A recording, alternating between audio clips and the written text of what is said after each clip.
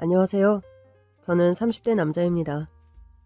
저는 어릴 때부터 소위 엘리트 교육이라고 불리는 걸 지겹게 받고 자랐습니다. 어머니는 제가 서울대를 가길 바라셨는데 어릴 때부터 워낙 말을 안 듣던 애였어요. 어머니의 뜻과 달리 대학도 서울대까지는 못 갔습니다. 그래도 서울권 4년제에 들어가 경영학과에 들어갔는데 경영학과에 들어간 것도 어머니의 뜻이었습니다. 솔직히 저는 경영학과에 관심도 없었는데 결국 전공을 정하는 데 있어서 어머니의 뜻을 거스르진 못했어요. 어머니가 그토록 원하시는 서울대에 못 들어갔다는 죄책감이 있었거든요. 그러나 대학에 들어간 뒤 제 학점은 대부분 A+였습니다. 그 이유는 바로 대학에서 첫눈에 반한 그녀 때문이었죠. 그녀는 누가 봐도 똑 부러지는 여자로 과대표를 뽑던 날 당당하게 손을 들어 투표 1등으로 과대표가 된 여자였습니다. 과대표, 나와서 인사부터 하자. 믿고 뽑아주셔서 감사합니다. 우리 동기들이 지금껏 있었던 모든 기술을 통틀어 최고의 기수가 될 수 있게 과대표로서 최선을 다하겠습니다. 그날 그녀는 긴 머리를 하나로 높게 묶은 채 흰 티에 청바지를 입고 있었는데 얼굴부터 목덜미까지 뽀얀 피부에 자꾸만 눈길이 갔어요. 그렇게 제 옆을 스쳐 지나갈 때는 향수인지 샴푸인지 모를 향기가 흩날렸는데 그 순간 심장이 반응하더라고요. 두근두근 뛰는 심장을 진정시키지 못하고 귀까지 빨개져 있었더니 동기 녀석이 어깨로 저를 툭 치더라고요. 아, 그러다 얼굴 타서 없어지겠다 야. 너 쟤한테 반했냐? 하필 이 비싼 녀석한테 걸려서 그날부터 소문이 막무가내로 퍼지기 시작했어요. 어느 순간 보니 제가 과대를 짝사랑한다는 소문이 고백했다더라, 사귀기로 했다더라는 소문으로까지 이어졌더라고요. 첫눈에 반하긴 했지만 저 같은 한량이 가까이 하기엔 너무 먼 그녀였습니다. 저랑 그런 소문으로 엮인 것마저 미안해서 나중에는 눈도 못 마주치겠더라고요. 그렇게 그녀를 피해 다니며 모자까지 푹 눌러 쓰고 다니던 어느 날, 그날 마지막 강의를 들은 뒤 강의실을 나서는데 누군가 제 앞을 막아섰습니다. 화들짝 놀라 고개를 들었는데 그녀가 저를 매서운 눈빛으로 노려보고 있더라고요. 저도 모르게 마른 침을 꿀꺽 삼켰던 것 같아요. 너 뭐야? 어?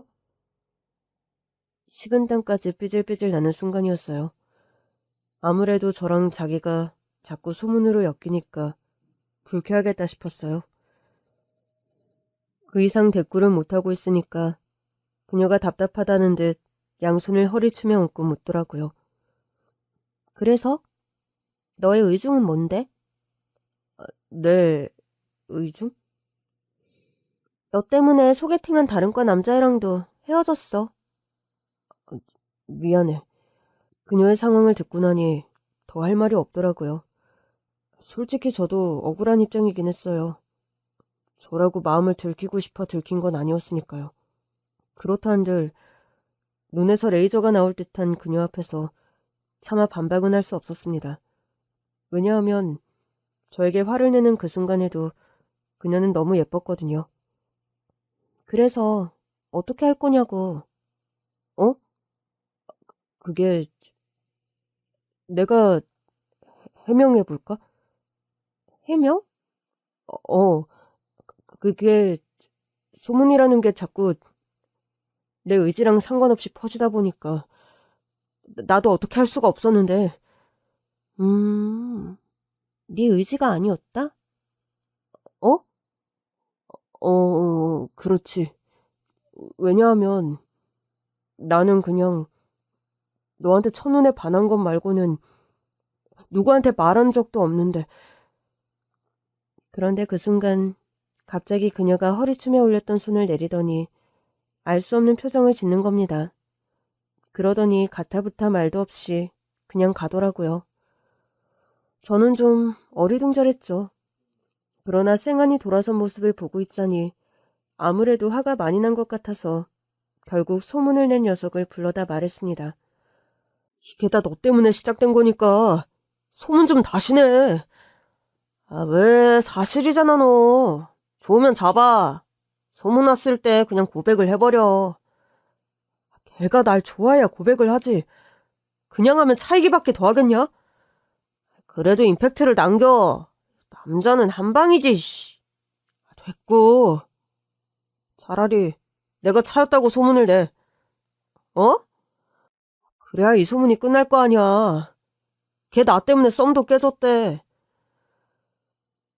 동기 녀석도 그제야 사태의 심각성을 깨달은 건지 가벼운 입을 열심히 놀리기 시작했습니다. 그랬더니 이번에는 꽈대가 나쁜 여자가 돼 있고 제가 불쌍한 놈이 돼버린 겁니다. 제가 차여야 그녀의 가치가 더 올라갈 거라고 생각했는데 상황이 생각지도 못한 쪽으로 흘러가 버린 거죠. 결국 저는 그녀에게 호출당했고 우리는 처음으로 카페에 마주 앉게 되었습니다. 고개를 못 들고 있는데도 그녀가 씩씩거리는 게 느껴지더라고요. 너 자꾸 이럴래? 미안해. 미안하면 다야? 그게 나는 네가 곤란하다고 해서 내가 고백했다는 소문까지 났으니까 내가 차인 걸로 끝을 내면 끝을 내? 어? 그렇지. 네가 곤란하니까. 너 원래 이런 남자야? 어? 첫눈에 반한 여자를 이렇게 쉽게 끝낼 수 있는 남자냐고. 순간 정신이 번쩍 들었던 것 같아요. 그녀가 저를 원망하고 있긴 한데 그 이유가 제가 생각하는 것과 다른 것 같더라고요. 혹시 내가 진짜 고백을 안 했는데 소문만 나서 화가 난 거야? 차라리 고백을 진짜 하고 소문이 나면 억울하지라도 않지. 첫눈에 반했다며. 근데 왜 진짜 고백은 안 해? 내가 뭐 소문만 낸다고 너한테 넘어가는 쉬운 여자인 줄 알았어? 그때 저의 심정은 그녀의 앞에서 무릎이라도 꿇을 수 있었어요. 저는 그런 심정으로 그녀에게 말했습니다. 좋아해. 첫눈에 반했어. 그걸 동기 녀석한테 들키는 바람에 소문이 그렇게 난 거야. 근데 네가 워낙 똑똑하고 예쁘니까 나 같은 놈이 고백해도 되나 싶고. 네가 뭐 어떤데? 나는 뭐 엄마가 바라는 서울대도 못 들어갔고 경영학과도 엄마 성화에 못 이겨 마지못해 들어왔고. 나도 서울대 못 가고 여기 왔는데? 그래도 넌 주체적으로 살잖아. 과대표도 되고. 이제 너도 그렇게 살면 되지. 원래 좋아하면 닮아가는 거잖아. 그렇지. 그렇긴 하지. 알겠어. 이제부턴 소문 제대로 내고 다녀. 어? 응, 그래. 알겠어. 내가 우리 아무 사이도 아니라고. 나한테 고백했고 사귀기로 했다고. 알겠어? 우리의 연애는 그날부터 시작됐습니다. 여자친구는 귀까지 새빨개져서는 과제해야 한다며 그 자리에서 도망쳤고 저는 그녀를 따라가 손을 잡았어요. 같이 해도 돼? 과제? 우리 이제 사귀는 거니까. 그렇게 저도 용기를 냈죠. 그때부턴 공부도 열심히 하고 여자친구를 닮아 주체적으로 살려고 많이 노력했어요. 그렇게 대학 공부를 마칠 쯤 저는 처음으로 주체적인 선택을 하게 되었죠. 나 경비원으로 일하려고. 여자친구는 눈을 한 3번쯤 깜빡이더니 고개를 끄덕였습니다. 자기가 그렇게 하고 싶다면 해야지. 이유도 묻지 않고 제 선택을 응원해 주더라고요. 그날부터 저는 경비원으로 일하기 시작했고 꽤 성실히 일했습니다. 한편 여자친구는 학점도 좋고 취업하기 부족한 게 하나도 없었는데 쉽게 취업에 성공하지 못하고 있었습니다. 아무래도 여자친구가 원하는 회사가 워낙 좋은 회사다 보니 더 그랬어요. 그래서 월급을 먼저 받기 시작한 제가 뒷바라지를 좀 했죠. 직책이 경비이긴 했어도 회사 자체가 워낙 커서 월급은 나쁘지 않았거든요. 맛있는 것도 사주고 취업 준비하면서 필요한 것도 사주고 그랬어요. 결국 여자친구는 노력 끝에 자신이 원하던 회사에 취업하는 데 성공했습니다. 둘이서 취업 성공을 축하하려고 만났는데 여자친구가 저를 보며 그러는 겁니다.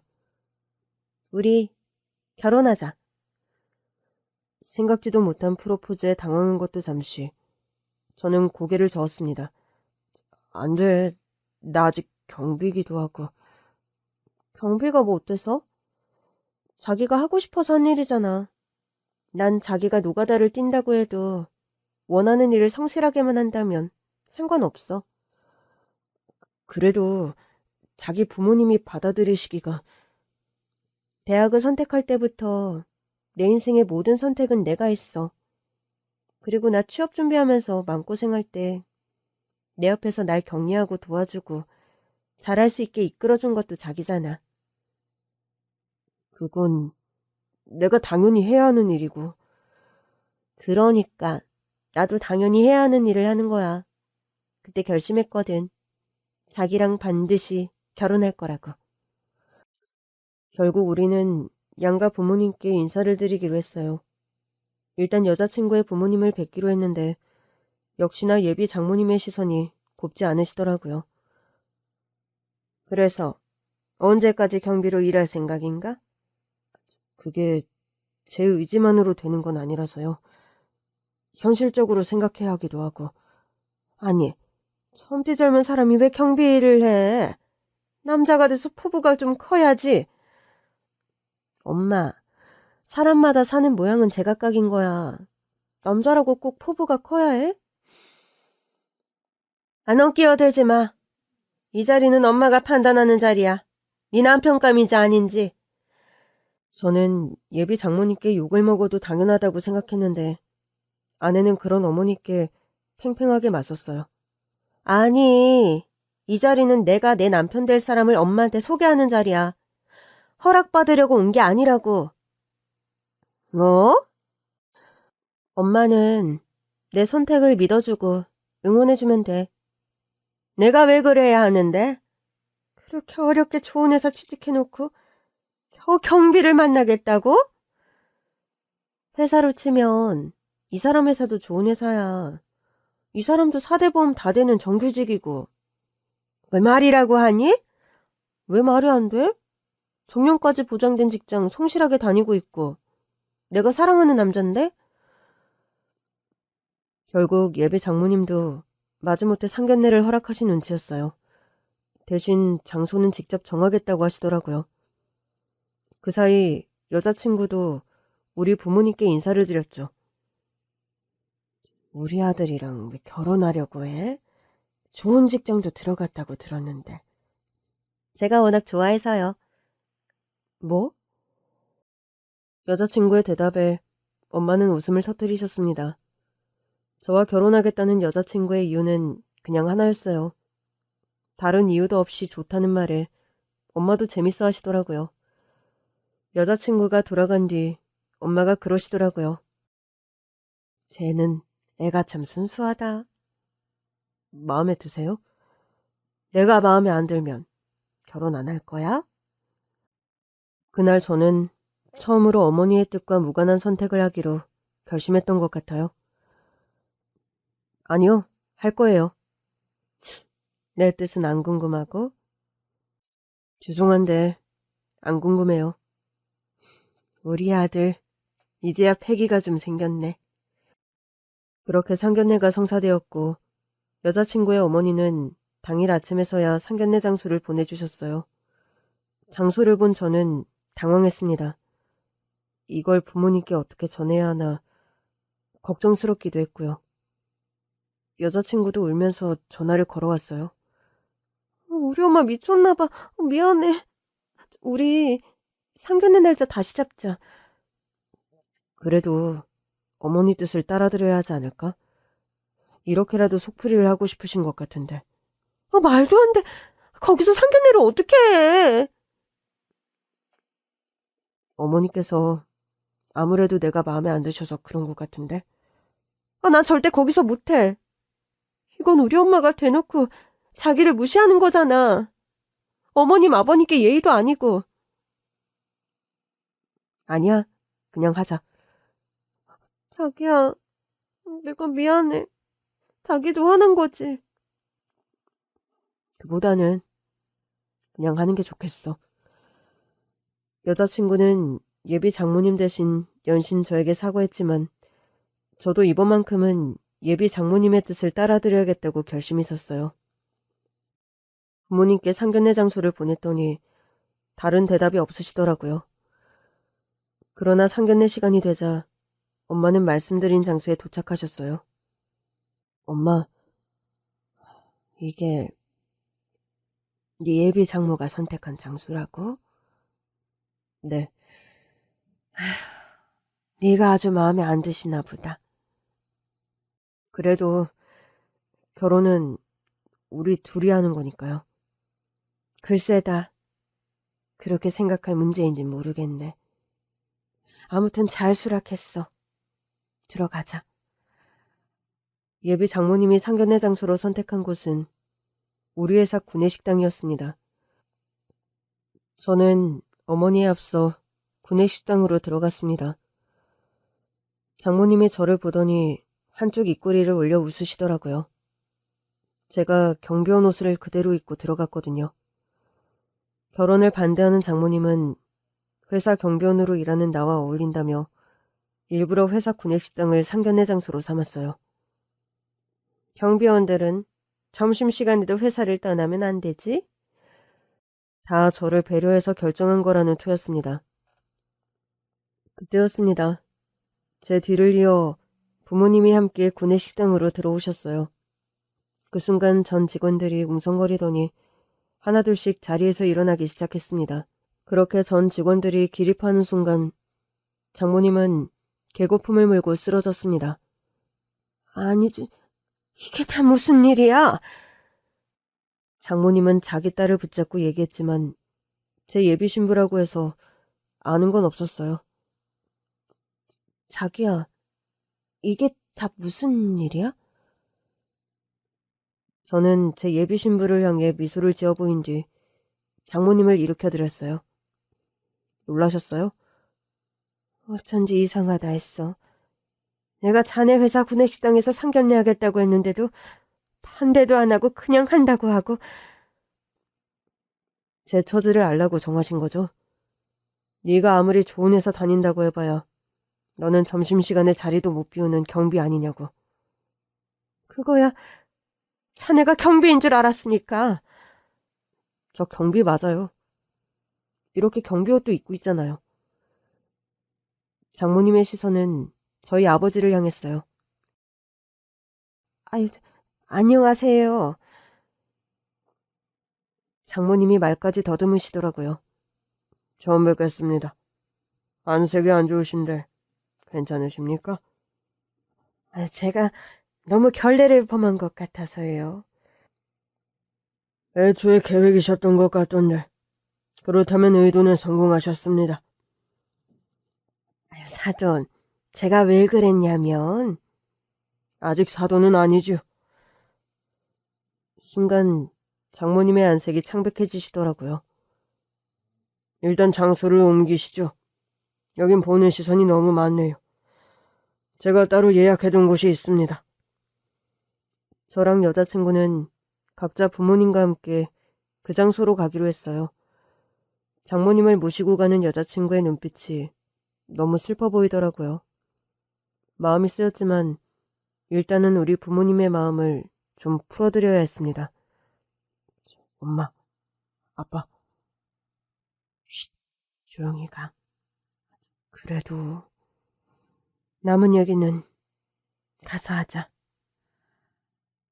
부모님은 가는 내내 말씀이 없으셨어요. 다시 잡은 상견례 장소는 호텔 식당이었습니다. 제가 부모님을 모시고 들어갔더니 여자친구와 예비 장모님이 먼저 와 있더라고요.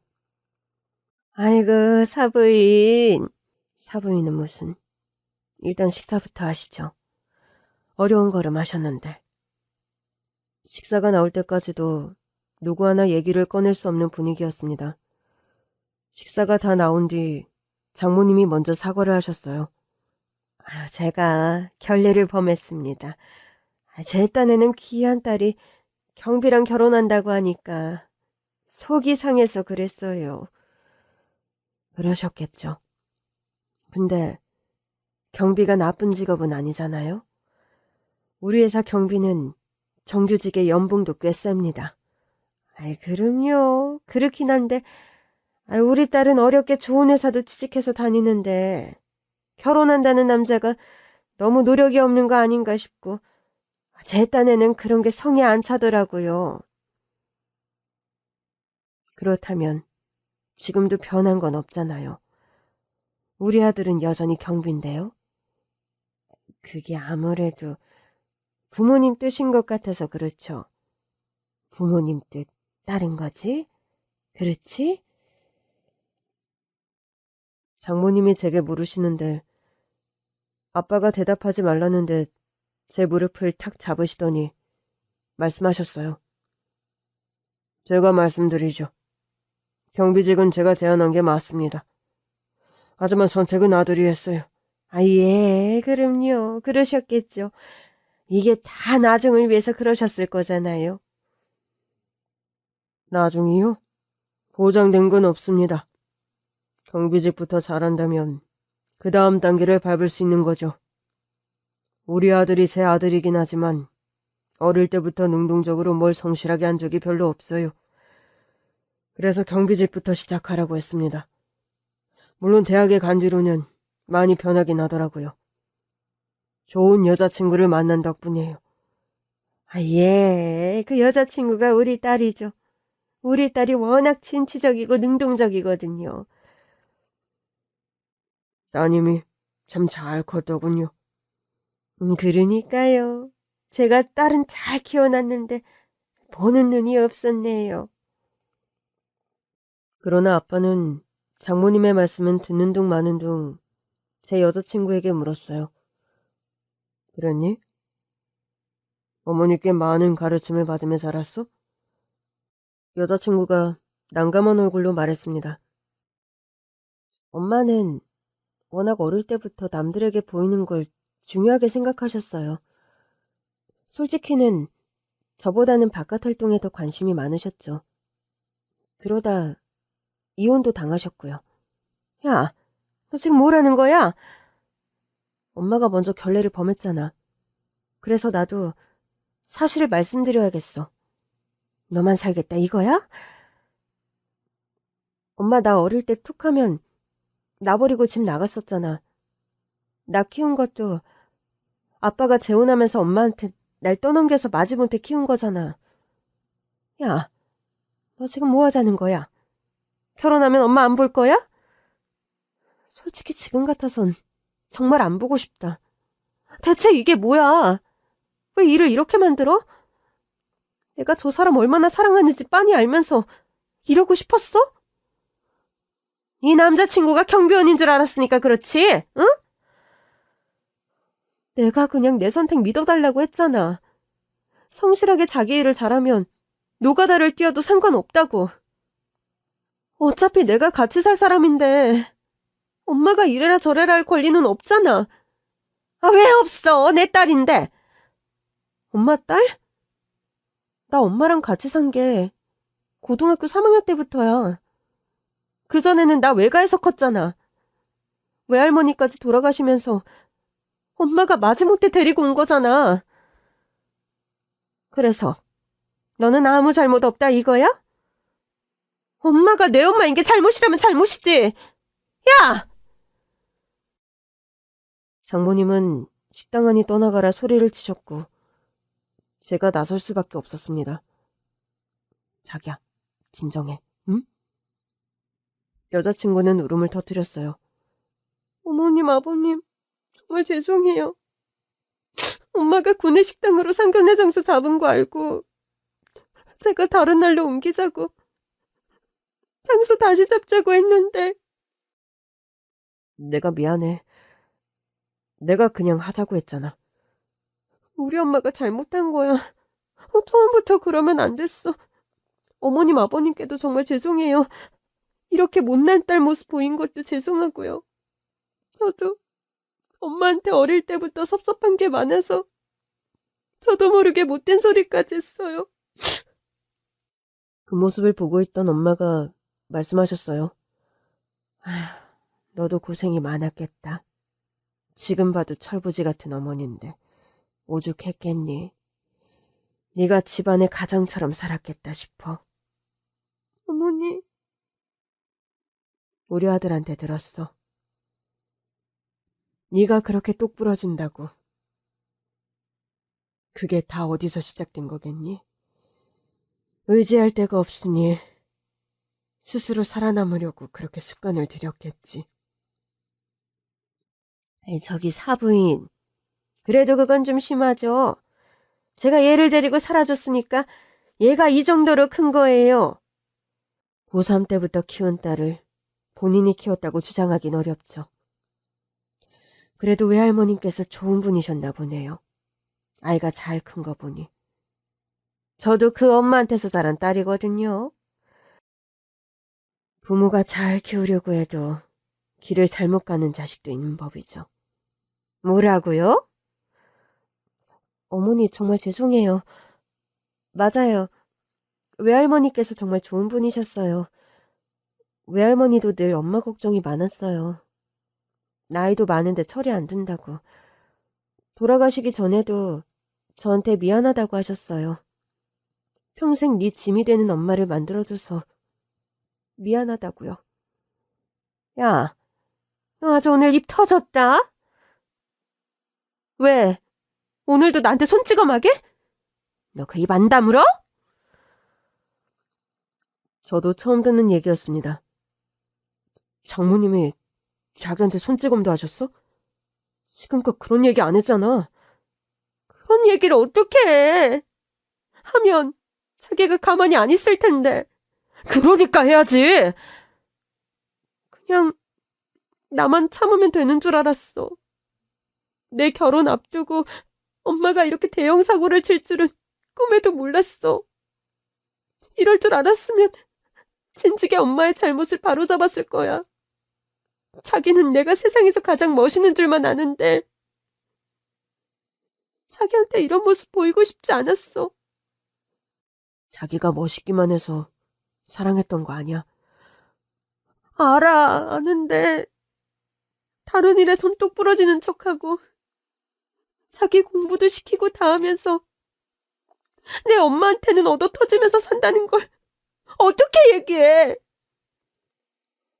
못해. 난 자기의 모든 모습을 사랑하는데. 저는 울고 있는 여자친구를 안아줬어요. 우리를 보던 아버지가 말씀하셨어요. 애들은 저렇게 좋다는데 확실히 망설여지긴 하는군요. 아이, 보셨잖아요. 제 딸이 저를 얼마나 무시하는지. 그냥 이 결혼 없던 걸로 하죠. 엄마, 됐어 이거사. 내가 너한테 미쳤지. 아유, 괜히 너를 데리고 와가지고. 어차피 내가 못 받을 복이면 너도 받지 마. 딸한테 말씀이 너무 심하신 거 아닙니까? 심하다고요? 심한 건 사돈이. 아니, 그쪽이 더 심했죠. 장난쳐요? 아니, 그 회사 회장이면서 아들을 왜 경비를 시켜요? 아까 그쪽 등장할 때 전 직원이 펄떡 일어나서 회장님 이러는데 내가 얼마나 놀란 줄 알아요? 아들을 경비시키는 회장 아버지가 어딨어요. 그래서 내가 깜빡 속은 거 아니에요? 혹시 우리 모녀 테스트한 거예요? 당신 아들이 경비여도 좋아하나 안 좋아하나? 엄마, 그만해. 뭘 그만해? 솔직히 말해봐. 너도 알고 있었지? 너도 네 남자친구가 회장 아들인 거 알면서 나한테만 비밀로 한 거지. 내가 실망해서 너한테서 떨어지길 바랐던 거지? 나도 몰랐어. 말이 돼? 너처럼 똑 부러지는 애가 신랑감을 경비로 만난다는 게? 내가 엄마한테 계속 설명했잖아. 내가 세상에서 유일하게 사랑하는 남자라고. 회장 아들이니까 사랑했겠지? 그때 엄마가 갑자기 혀를 차시더라고요. 도대체 무슨 생각을 하고 사시는 분이세요? 얘들이 대학생 때부터 예쁘게 만난 건 나도 아는 사실이에요. 그러고 보니 이상하네요. 우리 딸이 뭐 볼 거 있다고 아드님 짝으로 받아주시려고 한 거예요? 결국 이렇게 파투날 거 알고 받아주는 척 하신 거 아니에요? 따님이 어떤데요? 이혼 가정에서 엄마랑 사는 것도 아셨을 거고 막말로 아드님 조건에 비하면 턱없이 부족하잖아요. 자기 딸을 이렇게 부족하게 생각하는 엄마는 또 처음이라 당황스럽네요. 제가 보기에 따님은 부족하긴커녕 넘칩니다. 우리 아들한테. 우리 남편도 말했다시피 우리 아들은 따님 만나고 많이 변했어요. 자기가 원하는 것도 별로 없던 애가 저한테 자기 여자친구랑 결혼은 절대 양보 안 한다고 하더군요. 그런 여자라면 우리 아들한테는 귀인이죠. 물론 이런 어머니가 혹처럼 달려있을 줄은 몰랐지만요. 예, 미안하다. 너희 어머니께 이런 표현해서. 제가 다 죄송해요. 너무 무례했어요. 그래, 솔직히 우리 회사 구내식당을 상견례 장소로 잡은 건 말도 안 되는 일이긴 했지. 근데도 우리 아들이 그냥 받아주자고 하더라. 자기가 경비인 거 맞고 앞으로도 경비에서 끝날지 다음 단계로 넘어갈 수 있을지 확실하지 않으니까 장모님이 저러시는 것도 이해가 간다면서. 그래서 너한테도 묻고 싶어. 우리 아들 회장 되는 거 당연한 수순 아니야. 정말로 경비에서 끝날 수도 있고 승진한다고 해도 회장은 못 될 수도 있어. 너희 예비 시아버지는 진짜 깐깐한 사람이라 회사 망하게 할 것 같으면 아들이라도 절대 안 물려줄 거야. 그래도 괜찮겠니? 어머니, 저는 처음부터 이 사람이 그냥 경비인 줄 알았어요. 그리고 앞으로도 안정적인 일이라면 경비로도 살 수 있다고 생각했어요. 이 사람이 먼저 경비로 취직한 덕에 저 취업 준비하는 것도 도와줬고요. 저는 불만 없어요. 앞으로도 우리 둘이 행복하게 살 수만 있다면, 성실하게 일할 생각만 있다면 된다고 생각해요. 그래, 너의 뜻은 분명히 알았다. 알긴 뭘 알아요? 난 반대라니까. 그쪽이 나설 일은 아닌 것 같네요. 뭐가 어쩌고 어째요? 막말로 저도 그쪽 봐서는 이 결혼 안 시키고 싶습니다. 하지만 우리 아들이 결혼을 포기할 것 같지도 않고 상대가 변한 것도 아니니 일단 남편이랑 가서 더 얘기해봐야 할 것 같네요. 당신은 더 하고 싶은 말 있어요? 없어요. 상견례는 무의미한 것 같으니 그만하기로 하죠. 무의미하다니요? 지금 나 무시해요? 내가 반대하는데도 이 결혼이 가능할 것 같아요? 아가, 너는 오늘부터 우리 집으로 가자. 그런데 갑자기 아버지가 제 여자친구에게 같이 우리 집으로 가자고 하시는 겁니다. 네?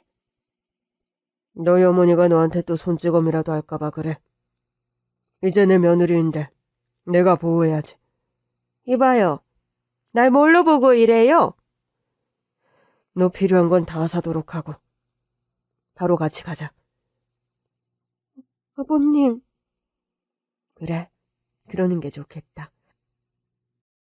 너 필요한 건 가는 길에 사서 가면 되겠네. 나랑 백화점부터 가자. 뒤에서 장모님이 난리를 치시는데도 우리 부모님은 아랑곳하지 않고 여자친구를 데리고 나가셨어요. 여자친구는 엄마가 데리고 갔고 저는 아버지의 호출을 받고 회장실로 갔습니다. 안 그래도 이제 그만 사무실로 부르려고 했는데 내가 오늘 자존심이 너무 상했어. 아빠 죄송해요. 저도 장모님이 그 정도이실 줄은 몰랐어요. 그게 아니라 나는 사실 너를 말단부터 시작하게 하는 게 당연한 거라고 생각했거든. 근데 오늘 보니 네가 무시를 당하니까 내가 무시를 당하는 것 같더라고. 너도 엄연히 좋은 성적으로 좋은 대학 졸업도 했고 충분히 사무직부터 시작할 수 있었는데 내가 너무했다 싶어. 아빠는 어릴 때부터 제가 너무 나약하다고 걱정하셨잖아요. 그랬지. 네 어머니가 하도 품에 싸고 도니까 더 그런다고 생각해서 내가 더 매정하게 굴었지. 내가 너 경비부터 시킨다고 했을 때 네 어머니한테 얼마나 욕을 먹었는지 아냐? 들었어요. 엄마가 저한테 경비하지 말라고 차라리 다른 데 취업하라고 하셨거든요. 맞아. 나한테도 그랬어. 아들 다른 데 취업한 뒤에 땅을 치고 후회하지 말고 일자리 제대로 주라고. 근데도 내가 우긴 거야. 네가 얼마나 잘하는지 보고 싶어서. 늘 보고 계셨어요? 당연하지. 어떻게 보면 대우받지 못하는 자리인데도 너는 늘 싱글벙글 하더라고. 그래서 한편으론 그런 생각도 들었지. 저 녀석은 경비일이 저렇게 좋은가? 저래서 큰일을 할 수 있나? 왜 나한테 사무실에서 일 제대로 배우고 싶다는 소리는 안 하고 저렇게 경비일에 만족하고 있을까? 그러다 우연히 네가 여자친구랑 통화하는 소리를 들었어. 그러셨어요? 그걸 듣고 알았지. 네가 현재 자리에 만족해서 싱글벙글한 게 아니라 그냥 네 여자친구가 있어서 싱글벙글이었다는 거. 아빠가 늘 보고 계실 거라는 생각도 했었지만 솔직히 경비도 엄청 바빠요. 정신없이 일하다가도 여자친구랑 한 번씩 연락할 때마다 없던 힘도 샘솟고 그랬어요. 그래서 늘 생각했죠. 이 사람이랑 같이 살면 뭐든 다 할 수 있겠다. 행여나 아버지 마음에 끝내 못 들어서 평생 경비를 해도 이 사람만 있으면 행복하게 살겠다고요. 그래, 알겠다. 그렇다면 나도 네 엄마랑 잘 얘기해볼게. 결혼 날짜부터 잡자. 아버지, 감사합니다. 그리고 너도 다음 달부터 사무실로 출근해. 사람 곧 올 거니까 경비 업무 잘 인수해주고. 근데 이번에 들어올 경비도 나이가 어려. 일하면서 대학 공부하고 싶다는 젊은 친구인데 아마 네가 해줄 수 있는 얘기가 많을 거야. 격려도 해주고 1년 이상 성실히 근무하면 사내 학비 지원 프로그램도 있다는 것도 알려줘. 네, 그럴게요. 근데 저 진짜 사무실로 출근해요? 그래야 아빠도 며느리 볼낯이 있지 않겠니? 아버지, 진짜 감사합니다. 그럴 거 없어. 앞으로는 더 험난할 거니까 사무실로 온 뒤에 나 원망하지 마라. 예, 알겠습니다. 그날 집으로 돌아갔는데 여자친구가 저를 반겨주더라고요. 우리 집에 있는 여자친구를 보는데 기분이 너무 이상했습니다. 이렇게 보니까 꼭 벌써 결혼한 것 같다. 오늘 어머님이 이것저것 너무 많이 사주셨어. 정말? 나 필요한 것도 다 사주시고 내 방은 2층에 자기 방 맞은편. 어차피 결혼할 건데 굳이 따로 방을 써야 하나? 미쳤어 진짜. 쉿. 어머님 들으셔? 이미 다 들었다. 아유, 내 아들이지만 팔불출이 따로 없구나. 엄마, 좋았어요. 오자마자 예비신부만 보이지? 그럼 어떡해요. 이렇게 우리 집에서 절 기다리고 있는 걸 보니까 너무 신기하고 좋은데. 나도 오늘 재밌었어. 딸이 있었으면 이런 기분이었을까 싶더라. 어머니, 오늘 저 때문에 돈 너무 많이 쓰셨죠? 속옷까지 다 사주시느라. 돈이야. 네 시아버지가 많이 벌어다 주시니까. 시아버지께 감사하려. 아니지. 이거 결국 네 시아버지가 사고 친 거 아니니? 무턱대고 우리 집으로 데리고 온 건 네 시아버지니까 고마울 것도 없겠다. 사고 친 건 수습해야지. 그래도 전 감사하기만 해요. 어머니, 그래서 말인데요. 응? 이건 아직 이 사람이랑 얘기는 안 된 건데. 저희 어머님 아버님이랑 같이 살면 안 돼요? 뭐? 자기야, 그건 아니지. 저도 모르게 튀어나온 말이었는데 엄마가 저를 째려보시더라고요. 뭐가 아니야? 아니, 그게 엄마도 놀라셨잖아요. 이 사람이 갑자기 시댁살이 하겠다고 하니까. 오늘 내내 어머니랑 같이 다니면서 느낀 건데 당분간 같이 살아도 좋겠다 싶어서. 그 사이에 우리는 돈 더 모아서 독립하면 되니까. 그래도 자기야. 그것도 그렇고 우리끼리 살면 엄마가 툭하면 쳐들어오지 않을까 싶기도 하고. 나는 괜찮은데 자기 귀찮게 굴까봐 걱정이야. 그렇게 듣고 보니 일단 합가해서 사는 것도 나쁘진 않겠네. 여자친구의 얘기를 듣고 보니 여자친구의 고충도 이해는 가더라고요. 그래서 아버지가 돌아오신 뒤 상의를 드렸습니다. 그러니까 일단 결혼 후에는 우리 집에서 같이 살다가 돈을 더 모아서 독립하겠다? 네. 여자친구는 장모님 걱정도 되나 봐요. 갑자기 우리 신혼집에 찾아오시거나 해서 저를 불편하게 할까봐 걱정된대요. 하긴 보통 분 같지는 않더라. 너희가 우리 집에 살면 함부로 들어오곤 하진 못하겠지. 너도 같은 생각이야? 솔직히 처음엔 이건 아니다 싶었는데요. 왜? 아니, 여자친구 입장에선 시댁살이잖아요. 신혼 초부터 시댁살이 했다가 우리 둘 사이가 나빠질까봐 걱정도 되고. 하여튼 제 와이프 될 사람밖에 생각을 안 하지? 그럼 어떡해요. 제가 세상에서 가장 사랑하는 여잔데. 그럼 나는 내가 세상에서 가장 사랑하는 여자부터 생각해야겠다. 설마 그게 엄마예요? 그럼 당연히 엄마지. 다른 누구겠어? 우와, 아버지한테 이런 표현 처음 들어서 적응이 안 되는데요? 너만 사랑꾼인 척하길래 나도 좀 해봤다. 아버지, 저는 척하는 게 아니라 진짜예요. 아무튼 너희가 일단 들어와서 살면 엄마도 좀 덜 적적하겠어. 식구들끼리 정 붙일 시간도 필요한 거니까. 그렇겠네요. 그걸 네 아내 될 사람이 먼저 제안했다고 하니까 나는 참 좋구나. 애가 정말 성숙한 것 같아. 제 엄마를 이유로 들긴 했지만 아마 네 엄마랑 온중을 있어 보니 외로움도 느꼈을 거고 그래서 같이 살아보자고 하는 거 아닌가 싶어. 사실 너 대학 간 후로 네 엄마가 부쩍 외로워했거든. 왜요? 대학 간 후로는 여자친구한테 빠져서 집에 잘 있지도 않고 대부분 밖에 있으니까. 엄마는 이 뒷바라지하는 게 일상이었는데 그게 사라지니까 허전했던 것 같아.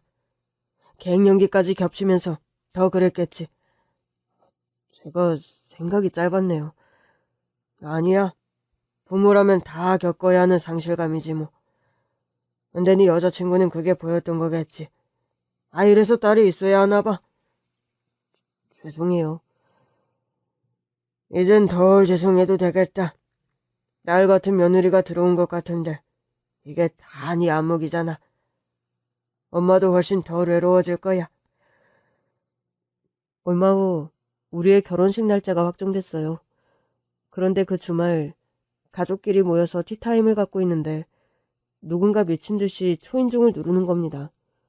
제가 나가보니 도우미 아주머니께서 난감한 얼굴로 인터폰을 보고 있더라고요. 누구예요? 그게 장모님이신 것 같아요. 네? 화면을 확인해보니 장모님이 맞더라고요. 저는 바로 대문을 열어드렸습니다. 그리고 현관문을 여는 순간 장모님이 벌컥 문을 열고 들어왔습니다. 아니, 지금 이게 뭐 하는 거야? 아까 인터폰 받은 여자 누구야? 예? 장모님 왜 그러세요? 내가 이 집 사부인이라고 그렇게 말을 해도 못 믿고 말이야. 날 밖에서 세워둬? 그게 확인이 필요해서 그랬을 거예요. 확인은 개뿔. 장모님의 목소리를 듣고는 여자친구가 급히 달려왔습니다. 엄마, 여긴 어떻게 알고 왔어? 야, 넌 엄마한테 결혼식 날짜만 띡 보내면 다야? 누가 허락해준대? 누구 마음대로 결혼이야? 또 왜 이래? 지금 그게 불만이라 여길 찾아왔다고? 날 망신 못 시켜서 안달이라도 난 거야? 네가 날 먼저 망신시켰잖아. 누굴 탓하는 거야? 엄마가 살아온 그대로를 말한 게 망신이라면 망신스럽게 산 건 엄마지. 너 아주 이제 뒷배 생겼다고 눈에 패는 게 없지? 내 손맛을 봐야 이게 정신을 차리는 건데. 어머니, 그 말씀은 좀 심하시네요. 자네 눈에는 나만 심한가? 아니, 어떻게 하나밖에 없는 딸 결혼식 날짜를 나랑 상관없이 정할 수가 있어? 하루라도 빨리 식을 올리고 싶었어요. 불쾌하셨다면 죄송합니다. 어머님은 반대하신다고 하셔서 날짜 잡는데 협조를 안 해주실 것 같았어요. 그럼 끝까지 설득할 생각을 했어야지. 내가 하지 말라고 했어. 뭐? 내가 엄마를 견디는 것까지는 어떻게든 할 수 있어. 근데 왜 이 사람이 엄마를 견뎌야 해? 난 싫어. 따지고 싶으면 나한테만 해. 엄마가 우리 결혼 파토내겠다고 먼저 말했고 우리는 파토낼 생각이 없어서 결혼 진행한 거야. 그래도 엄마한테 날짜는 알려줘야겠다 싶어서 문자로 보낸 거고. 그러니까 왜 하필 그날이냐고. 나 그날 쌍꺼풀 수술 다시 받기로 했단 말이야. 뭐? 얼마나 유명한 의사인 줄 알아? 그 사람한테 수술 받으려고 반년을 기다렸다고. 내 결혼식에 올 생각 없었던 거 아니야? 갑자기 왜 올 것처럼 이래? 그래도 딸 결혼식이면 엄마가 빛날 수 있는 날인데 어떻게 안 가? 그럼 수술을 미루면 되잖아. 그게 그렇게 기분 나빠서 여길 쳐들어온다고? 네가 날짜를 바꾸면 되지. 이미 청첩장도 다 찍었어. 우린 못 바꿔.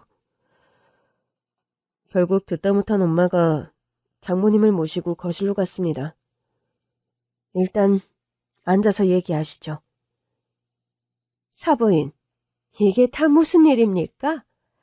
어차피 돈도 많으신데 그냥 청첩장 다시 찍고 날짜도 바꾸죠? 그러기가 어렵습니다. 이미 애들 신혼여행지까지 다 결정하고 결제한 상태인데 어떻게 바꿉니까? 그리고 지금 예식장 다시 잡으려면 1년은 걸려요. 돈도 많으신데 돈으로 어떻게든 하시면 되잖아요. 세상이 돈으로만 다 될 것 같으면 걱정이 없겠죠. 결혼이 소꿉장난도 아니고 손바닥 뒤집듯이 날짜를 바꿀 수 있는 게 아니잖아요. 그럼 내 쌍꺼풀 수술은 어떻게 하고요? 그건 죄송하게 생각하지만 어떻게 해드릴 수 있는 부분은 아니에요. 그러지 말고 제가 그 병원 의사한테 돈 좀 먹일 수 있게 해주세요. 그럼 또 모르잖아요. 그 다음 날이라도 해줄지. 그 의사 그런 청탁 안 받는 걸로 유명합니다. 대기업 사모님이 와도 예약 순서 지켜서 시술 받아야 한다고 알고 있어요. 그럼 난 어떡하라고요? 장모님이 또 한바탕 난리를 치고 간 뒤 여자친구는 고개를 푹 숙인 채 죄인이 되어 있었습니다. 어머님, 아버님, 정말 죄송합니다. 자기야, 미안해. 됐어. 저런 분인 거 모르는 것도 아니고. 그나저나 좀 죄송하긴 하구나. 어머님, 거기까지 신경 쓰실 거 없어요. 제가 정말 죄송해요. 결국 결혼식은 예정대로 진행됐어요. 아무래도 장모님이 안 오실 수도 있다고 생각하던 그때 장모님이 커다란 선글라스를 끼고 들어오시는 겁니다. 헐, 설마 지금 수술하고 온 거야? 아내의 질문에 장모님이 민망해 하시더라고요. 그럼 어떡해. 오늘 안 받으면 1년 기다려야 한다는데. 엄마, 그게 뭐가 그렇게 급해? 왜 안 급해? 너만 시집 가니? 나도 재혼할 거야. 그러려면 예뻐져야 할 거 아니야. 엄마, 지금까지 별의별 시술 다 받고 만난 남자들 결국 엄마랑 헤어졌잖아. 이번엔 달라. 또 누가 있어? 그럼 뭐 너만 짝 있는 줄 알았니? 결국 촛불 점화 때부터 한복을 입고 선글라스를 낀 장모님은 내내 웃음거리가 됐습니다. 아내는 창피해서 어쩔 줄 몰라 했지만 저는 아내의 손을 꼭 잡으며 다독였어요. 괜찮아. 나중에는 다 추억이 될 거야. 어머님, 아버님께 죄송해서 그러지. 자기한테도. 우리 부모님 표정 보이지? 아무렇지도 않으셔. 자기한테는 좀 미안한 말이지만 이미 장모님께 이골이 나신 것 같아. 내가 진짜 죄인이다. 그런 거 아니래도. 그럼에도 결혼식은 행복한 분위기 속에서 잘 치러졌습니다. 결혼식이 끝나고 장모님께 용돈이라도 좀 드릴까 해서 찾았는데 이미 예식장에 안 계시더라고요. 장모님 어디 계시지? 갔어. 벌써? 남자친구랑 데이트가 있대. 눈 그렇게 하고? 몰라. 알아서 하겠지. 우리는 출발하자. 우리 부부는 우리 부모님의 축복 속에서 신혼여행을 떠났어요. 아내에게 장모님을 못 보고 와서 섭섭하지 않느냐고 물었더니 그러더라고요. 신혼여행 끝나고 집에 오지 말래. 뭐? 왜? 남자친구랑 여행 가 있을 거라고. 우리 엄마지만 정말 경이로운 여자야.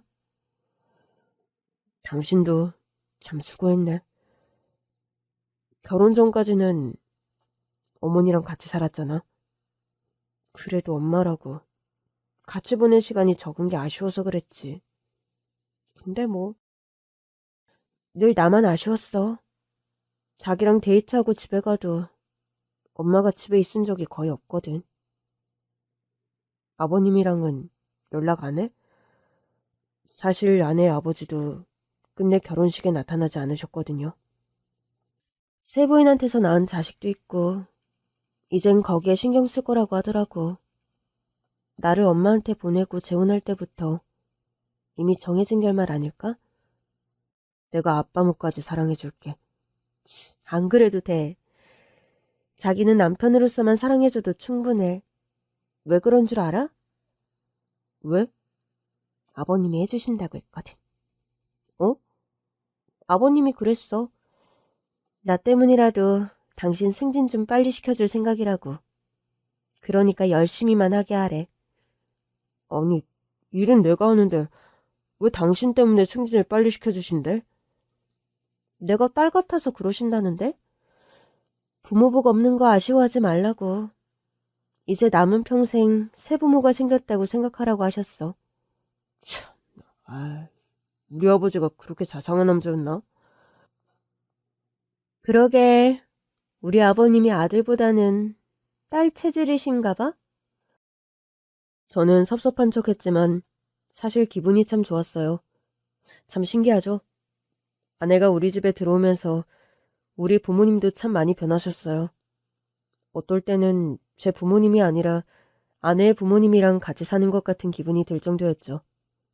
하루는 아버지가 아내에게 이직을 제안하시더라고요. 이제 너도 우리 회사로 들어오는 게 어떠니? 계열도 같으니까. 그럼 경력직으로 원선해볼게요. 원선은 무슨? 경력직 추천으로 뽑을 테니까 나한테 가져와. 그 얘기를 듣는데 살짝 섭섭하더라고요. 아버지, 혹시 이 사람이 저보다 직급 높아요? 당연하지. 경력이 더 많은데. 엄마, 아버지한테 뭐라고 좀 해. 왜 요즘은 내 편을 안 들어? 네 편은 여기 있잖아. 네 와이프. 우리는 네 와이프 편이고. 엄마, 나도 이 사람 편이거든. 그래서 네 와이프가 경력이 더 많은데 너보다 말단으로라도 들어오라 이거야? 아버지는 지금 능력 있는 직원을 스카우트 하시는 거야. 공과 사는 구분해야지 아들. 엄마 말이 딱 맞지. 나는 지금 며느리가 아니라 우리 회사의 미래를 함께 이끌고 갈 능력 있는 직원을 스카우트하는 중이야. 이미 팀장이라며. 그럼 우리 회사에서도 최소한 팀장은 해야지. 아버님, 죄송한데 정확하게 바로잡고 싶은 게 있습니다. 그래? 뭐든 말해봐. 저 최연소 팀장입니다. 아이고, 내가 깜빡했다. 우리 며느리 최연소 팀장이지? 아유, 장해라. 요즘 우리 부모님이 아내에게 하는 걸 보고 있으면 마치 소녀라도 얻으신 분들 같아요. 딸이 아니라 거의 소녀 수준으로 예뻐하십니다. 그래서인지 아내도 영 분가할 생각이 없어요. 저는 오히려 분가해서 아내랑 둘이 살면서 아내의 사랑을 독차지하고 싶은데 말이죠. 그럼에도 참 신기합니다. 정말 인연인 사람이 우리 집에 들어오니 우리 가족이 완성된 것 같은 기분이 들어요. 아내가 없을 땐 부모님과 이렇게 친밀하게 대화한 적이 한 번도 없었거든요. 그래서 저는 아내와 둘이 있는 시간이면 늘 고마움을 표현합니다. 당신을 만나서 정말 많이 행복해진 것 같아. 나도 행복해. 나한테 와줘서 고마워. 내가 더 고맙지. 우리 엄마 알고도 나랑 결혼했잖아. 그건 중요하지 않았어. 당신은 경비로 일하는 나를 있는 그대로 사랑해준 사람이잖아. 나도 그게 중요한 건 아니었으니까. 당신이 어떤 사람인지 잘 알았으니까. 내가 어떤 사람인데?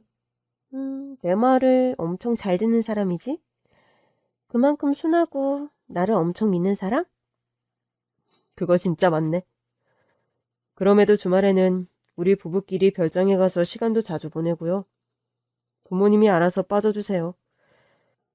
덕분에 우리는 결혼 후에 훨씬 더 별일 없이 평온하고 행복한 나날을 함께 보내고 있습니다.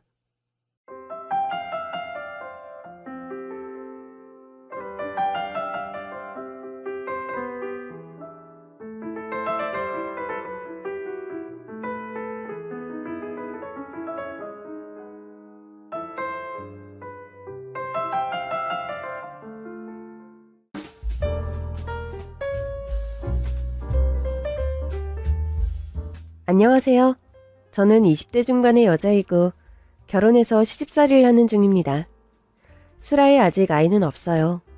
대신 고등학생인 남동생이 있는데 가정 형편상 제가 결혼한 후에도 남동생을 데리고 함께 시댁에서 생활 중입니다. 평범한 시집살이는 분명 아니죠. 결혼도 또래 친구들에 비해서는 일찍 한 편이라고 할 수 있죠. 요즘은 웬만해선 30 전에 결혼하는 여자들이 많지 않은데 전 대학을 다니다 중퇴해서 지금의 남편과 결혼한 경우입니다. 누나, 나까지 누나 시댁에 얹혀 살아서 미안해. 대학만 가면 기숙사를 가든 원룸을 얻든 해서 여기서 나갈게. 서운아, 그런 소리 하지 마. 누나 집에 살면서 그런 얘기할 필요 절대 없어. 솔직히 여기가 누나 집이라는 생각은 안 들어. 누나도 시댁에 얹혀 사는 건데 뭐. 얹혀 살다니. 우리가 무슨 객식구처럼 말하는구나. 네가 매형이랑 매형 가족들하고 한 집에 산다고 불편한 건 알겠는데 제발 그런 말 하지 말고 좀 편하게 생각해라. 응? 그러려고 하는데 솔직히 누나 시어머니가 나랑 누나 별로 안 좋아하잖아. 나 때문에 너 누나 시집살이 시키는 것 같아서 괜히 내가 미안해. 서은아, 그건 절대 아니야. 그거야말로 네 오해다. 너랑 나만 있으니까 하는 소린데 솔직히 우리 시어머니가 너 때문에 누나 시집살이 시키는 사람은 아니야. 원래 그렇게 생겨먹은 사람이라 그런 거지. 하긴 누나 시어머니는 그냥 처음 봤을 때부터 인상이 안 좋았어. 둘이서 또 뭘 그리 미주알 고주알 소곤거리니? 어머니 오셨어요? 그래. 저녁밥 먹을 시간 다 됐는데 여태 그리 꾸물거리고 있으면 어쩌자는 거야? 밥은 안 쳐놨고 이제 찌개만 끓이면 돼요. 말만 하지 말고 서둘러라. 네 시아버지 저녁밥 시간 늦는 거 제일 싫어하는 사람인 거 몰라? 네, 알겠습니다, 어머니. 사돈 총각은 할 일 없으면 나가서 분리수거나 좀 버리고 와. 네. 결혼하고서 남동생을 데리고 시댁에 사는 저는 여러 가지로 눈칫밥을 먹고 사는 형편입니다. 친정부모님은 어디 계시길래 남동생을 데리고 시집살이를 하냐고요?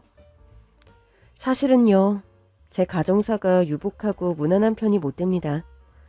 그렇다고 처음부터 저희 친정이 그런 집안 환경은 아니었습니다.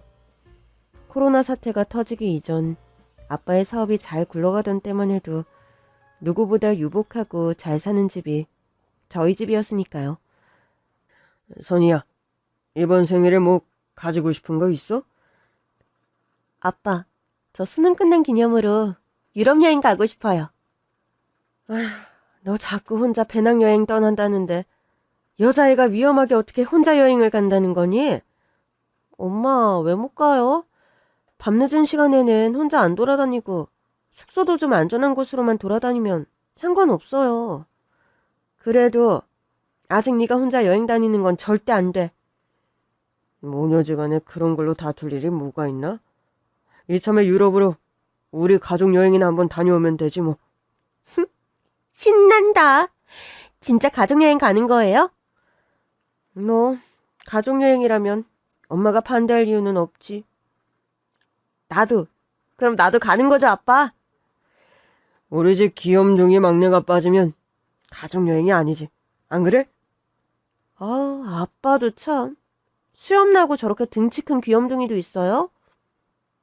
아빠 눈에는 서운이나 선이 너나 언제까지나 귀염둥이 애기들이다. 암튼 딸 봐봐 아들 봐봐 아니랄까봐 결국 이번에도 가족여행으로 네 아빠가 결론을 내는구나. 아빠는 원래 극장을 운영하는 사업가셨습니다. 사람들에게 재력가 소리를 듣는 분이었고 코로나 사태 전에는 운영도 잘 돼서 저희 가족들은 경제적으로 윤택한 생활을 했죠. 엄마가 돈 걱정하는 소리를 들어본 적이 없었고 제가 배낭여행 얘기를 꺼냈을 때 바로 유럽으로 가족여행을 떠나자고 결론이 날 만큼 저희 가족은 남부럽지 않은 생활을 해온 편이었죠. 그런데 어느 날 갑자기 코로나 사태가 터지며 아빠의 영화관 운영 사업은 직격탄을 맞았습니다. 극장에 파리가 날리는 것도 하루 이틀이지. 이러다 평생 해온 사업 정말 파산하는 것이가 문제겠어. 여보, 설마 이 사태가 뭐 그렇게 길게 가겠어요? 아무리 무서운 전염병이라지만 한철이겠지. 안 그래요? 그러면 다행인데 지금 흘러가는 상황 보면 그것도 아닐 것 같아서 걱정이 태산이야. 기도하면서 기다려봐요. 나도 이 사태가 빨리 수습되게 해달라고 요즘 매일같이 새벽기도 나가고 있어요. 모두가 알고 있다시피 코로나 사태는 뭐 한 계절, 두 계절 정도로 수습될 일이 아니었죠. 몇 년씩이나 계속된 전 세계적인 재앙이었고 사회 곳곳에 많은 변화를 불러일으킨 일대의 사건이었습니다.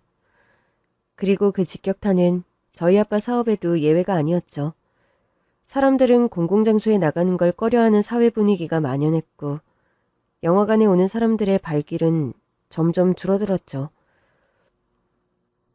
대규모로 극장을 운영하시던 아빠는 결국 경영난을 극복하지 못하고 파산 절차를 받게 되었습니다. 게다가 그때 더 문제였던 건 극장을 헐값에 넘기려 해도 인수받으려는 사람이 없어서 엄청난 빚더미에 앉게 된 거였습니다. 돈을 융통하려고 해도 더는 답도 없고 사채를 썼는데 갚는 길이 막막한 상황이야. 그래도 급한 건은 넘겼으니 어떻게든 버텨봐야죠. 당신하고 애들한테 면목이 없네. 그런 소리 하지 말아요. 지금 이 사태가 벌어진데 당신 잘못은 하나도 없어. 여보, 우리 사는 집도 아마 처분해야 할 거야. 좁고 낡은 집으로 가야 할 텐데 괜찮겠어? 여보, 지금 그게 문제가 아니잖아요. 일단 이 위기를 넘기는 게 문제지. 당신 덕분에 이날 이때껏 돈 걱정 안 하고 좋은 집에서 잘 살았는데 앞으로 고생한다고 해서 당신 원망할 만큼 나 양심 없는 여자 아니야. 그러니까 그런 걱정은 넣어둬요. 네? 미안해 여보. 옛날에 당신에게 청혼할 때 평생 손에 물 안 묻히고 살게 해주겠다고 그렇게 큰 소리치고 내게 시집 오게 했는데 여보, 그런 소리 말아요. 울지도 말고. 당신과 결혼해서 내가 얼마나 행복했는데. 우리 선이랑 서은이 같은 아이들도 없고 살면서 한 번 위기 없는 집이 어디 있겠어? 우리 애들 생각해서 꿋꿋하게 좀 이겨내봐요. 나한테 타박하는 소리 한마디 없고 당신한테 참 미안하고 고맙다.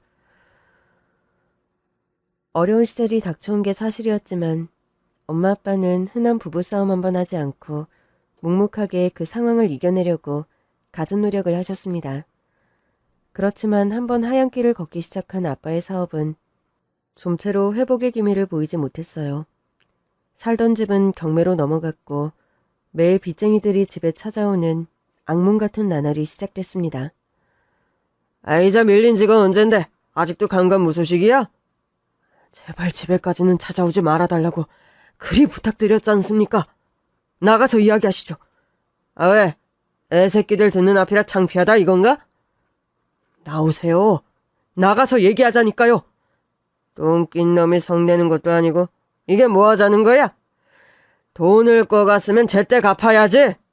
남의 돈 날름 먹고 편하게 집구석에서 애새끼들이랑 밥이 목구멍으로 넘어가냐고, 어?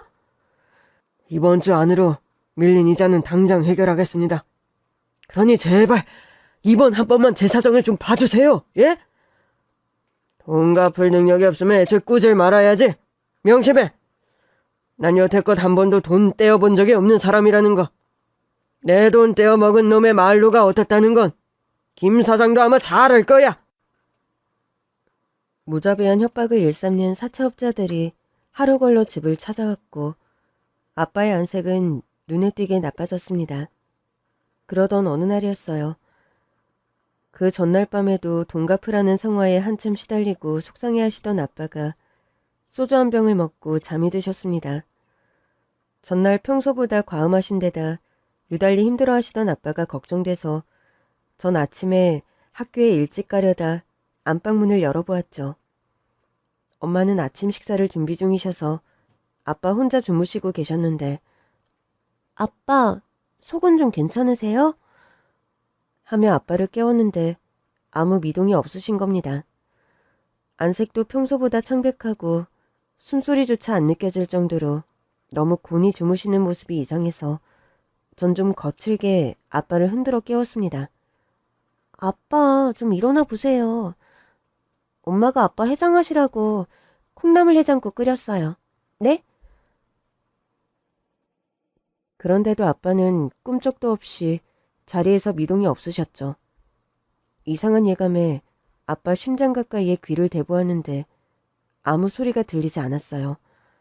몸도 차갑고 팔다리도 딱딱하게 굳어 있었습니다. 엄마, 아빠가 이상해요. 저의 다급한 비명에 엄마가 당장 달려오셨고 엄마는 아빠를 흔들어 깨워보시다 오해를 터뜨리셨습니다. 선이야, 아무래도 아빠가 당장 119부터 불러야겠다. 그때 무슨 경황에 전화를 했는지 기억이 안 날 정도로 저희 가족은 아무 정신이 없었습니다. 119 구급차를 타고 병원 응급실에 도착했을 때 의사는 아빠에게 사망 선고를 내리더군요. 급성 심장마비에 의한 사망입니다. 요즘 최근 들어 뭐 심경의 변화라도 있었나요? 심근경 생약을 복용하거나 그러신 케이스는 아닌데 뭔가 본인도 모르는 사이 심장 쪽에 지병이 있었을 수도 있고요. 최종적으로 병원에서는 급성 알코올 중독에 의한 심장마비라는 결론을 내리더군요. 그렇게 황망하게 하루아침에 하늘나라로 떠나버린 아빠셨습니다. 슬픔 속에 장례식을 치르고 그 충격에서 벗어나기도 전에 우리 가족을 기다리고 있는 건 여전히 비정한 현실뿐이었습니다. 뭐 책임에도 유분수지? 남의 돈 빌려가 놓고 명을 달리해버리면 어쩌자는 거지? 사장님, 걱정 마세요. 무슨 수를 써서라도 그 사람이 진 빚 제가 갚겠습니다. 그러니 애들 앞에서 행패 그만 부리시고 제발 돌아가들 주세요. 예? 부창부수라더니 부부가 쌍으로 뻔뻔한 게 아주 똑 닮았네. 내가 지금 집에 거의 돌아갈 상황으로 보여? 어? 그 사람은 명을 달리했지만 제가 갚는다잖아요. 돈을 안 갚는다는 것도 아닌데 정말 왜 이러시냐고요. 돈을 갚을 당사자가 죽어버렸으니 하는 소리 아니야? 아줌마는 평생 소뚜껑 운전이 난 사람이라면서 대체 무슨 수로 돈을 갚을 거냐고. 사지 욕심 멀쩡하고 저 아픈데 하나 없는 사람이에요. 식당 설거지를 하든 때밀이를 하든 뭘 해서라도 사장님 돈을 갚을 거니까 제발 그만들 좀 하세요. 아니 울 사람은 난데 아줌마가 왜 울어? 자식들 앞에서 부끄럽지도 않아? 남의 돈 떼어먹고 먼저 명달리한 남편이 원망스러워 울어? 제발 좀 그만하시라고요. 당신네들 돈 갚는다잖아. 아무리 돈이 중하다지만 안 갚는다는 것도 아닌데 진짜 너무한 거 아니야? 이 아줌마가 뭘 잘했다고 큰 소리야? 당신 남편 남의 돈 떼어먹고 하늘나라로 도망갔다고 확성기로 소문이라도 내줄까? 어? 장례식장까지 찾아와서 돈 갚으라고 집요하게 엄마를 괴롭히는 사차업자였습니다. 엄마는 그 사람들에게 장례식장에 들어온 조의금 봉투들을 건네며 겨우 돌려보냈습니다.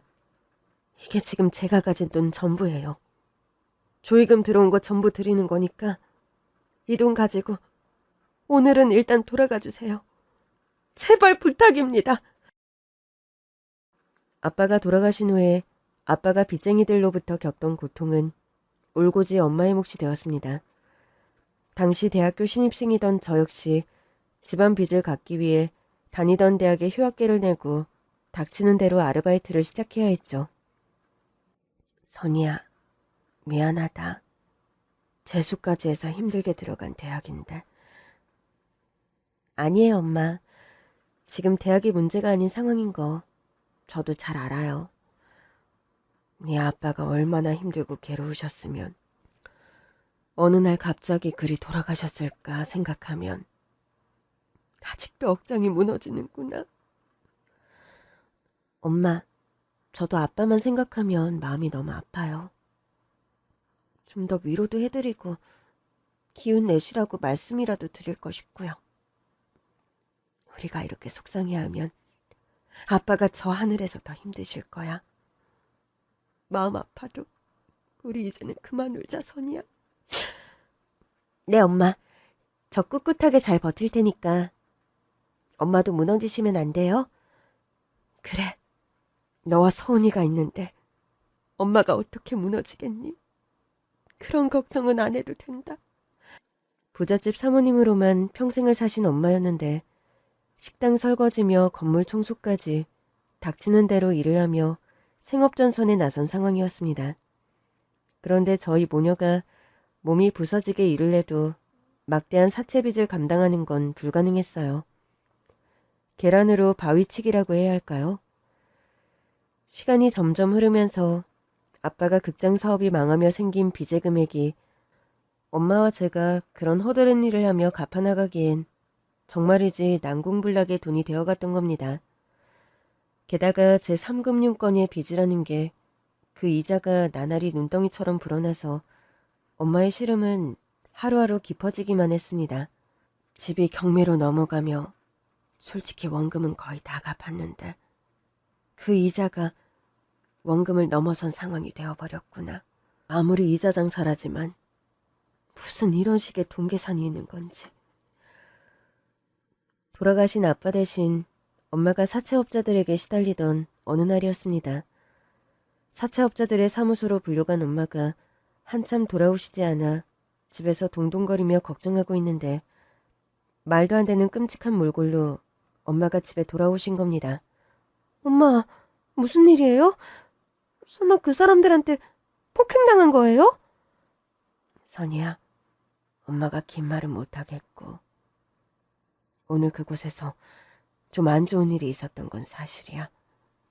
불이 나서 정신없이 그곳을 뛰쳐나왔고 불만 난 게 아니라 엄마 얼굴에 멍들고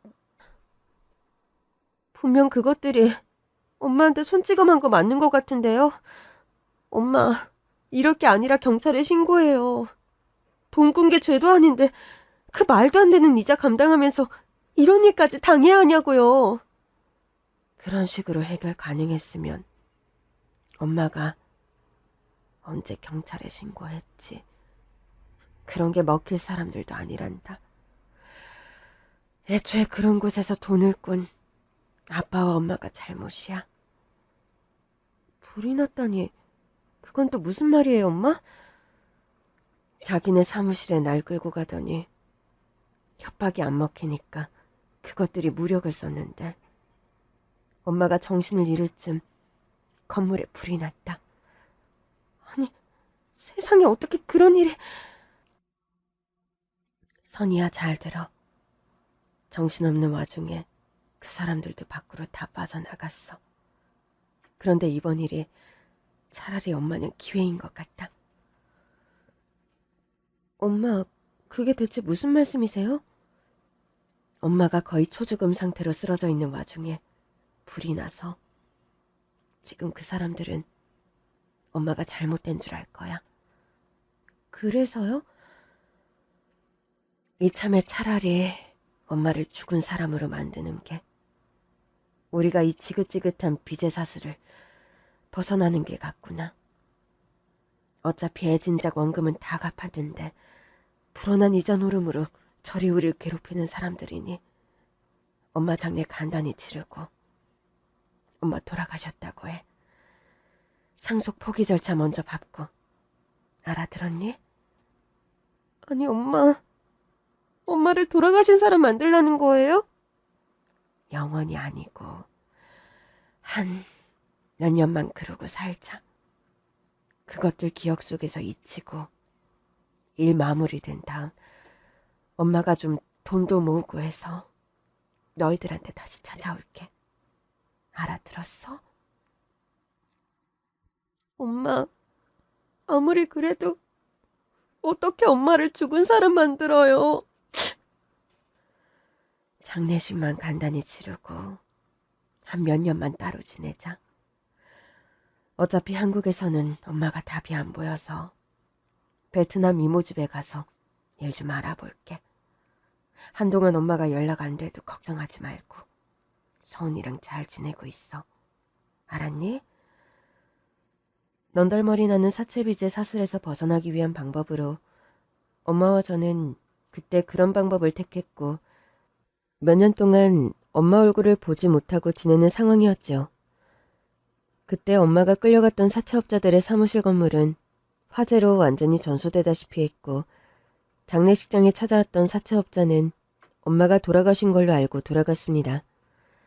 그런 우여곡절 끝에 빚 문제에서 벗어났지만 고등학생인 남동생과 제가 먹고 사는 일 또한 녹록치 않은 일이었습니다. 저는 당시 일손이 많이 필요했던 마스크와 손소독제 공장에 취직을 하게 되었어요. 그 공장이 지금 시어머니가 운영하는 공장입니다. 대학을 중퇴하고 종일 공장에서 일하던 저였는데 당시 저를 졸졸 쫓아다니던 공장장, 지금의 남편과 연애 후 결혼하게 되었던 겁니다. 선이야, 난 그저 널 지켜주고 싶을 뿐이야. 날 왜 지켜주고 싶은데요? 그걸 말이라고 묻니? 내가 널 좋아하니까, 사랑하니까 지켜주고 싶지. 결혼한다고 해서 내가 내 한 몸만 당신한테 갈 수 있는 상황이 아니에요. 알다시피 남동생이 어리고 난 남동생 돌봐야 하는 입장이고요. 내가 그걸 모르니? 선이 너와 결혼하면 네 남동생도 같이 데리고 살자. 너 부모님도 일찍 여인 마당에 소녀 가장이나 다름없다는 거 내가 다 아는데. 설마 네 남동생을 내가 모른 척 할 거라고 생각했어? 내가 처한 상황들 부담스럽고 짐스럽지 않아요? 그런 말이 어딨어. 내가 사랑하는 여자가 짊어진 짐이라면 내가 대신 들어주고 싶은 게 인지상정이지. 선이 너는 다 알면서 꼭 그런 말을 하더라. 미안하니까 그러죠. 결혼해서 부담만 주게 될까봐. 그런 소리 마라. 부모님도 내가 빨리 결혼해서 가정을 이루길 원하시는 분들이야. 우리 집에 자식이라곤 나 하나라서 집도 적적한 편이고. 선이 너도 빨리 결혼해서 생활 안정되는 게 너한테도 좋고 처남한테도 좋을 거 아니야? 처남 공부 잘한다면서. 내가 학원이고 대학이고 다 보내줄게. 나한테 시집만 와라, 응? 제가 일하게 된 공장의 공장장이었던 남편은 공장 대표인 시어머니의 아들이었죠. 코로나 사태가 터지기 전부터 마스크 공장을 운영했던 시댁의 회사는 코로나 특수가 겹치며 대박이 난 케이스였습니다. 경제적으로 부족함이 없는 집안이었고 남편은 소녀가장처럼 사는 저에게 연민을 느껴서였는지 빨리 결혼하자고 졸랐어요. 저 역시 남편이 싫은 것도 아니고 당장 남동생 공부시킬 일도 걱정이고 쥐꼬리 같은 월급으로 남동생과 둘이 살아가기 너무 힘든 마당에 어찌 보면 현실적인 선택을 한답시고 이른 결혼을 하게 되었습니다. 선이 너는 소위 말하는 취집했다는 거 너도 잘 알지? 네? 제가 취집을 했다고요? 무슨 뚱딴지 같은 소리 하냐는 식으로 되물어. 너도 취집이라는 말 무슨 말인지 잘 알잖아. 엄마, 사람 면전에 대놓고 그게 무슨 말씀이세요? 맨몸으로 시집와서 거기다 남동생이라는 호까지 데리고 그 남동생 공부까지 우리가 시키고 있는데 이게 취집이 아니고 뭐니? 엄마, 선이가 그런다고 한 것도 아니고 내가 졸라서 시집와달라고 부탁한 거니까 그런 말씀 좀 마세요. 아유, 팔불출 같은 놈. 네가 뭐가 모자라서 저런 혹까지 달린 여자애를 와이프로 들여. 눈이 삐어도 한참 삐었지. 결혼 초부터 저와 남동생을 탐탁지 않아 하던 시어머니였습니다. 시집살이가 매웠지만 그래도 제가 아무 말 안 하고 꾹 참았던 이유는 남동생 밑으로 들어가는 학비와 사교육비를 남편이 군말 없이 지원해줬기 때문입니다. 누나, 이번 달 학원비가 많이 나올 텐데 어쩌지? 학원비가 얼마랬지? 수학과외까지 하면 150만 원 더 넘을 것 같은데.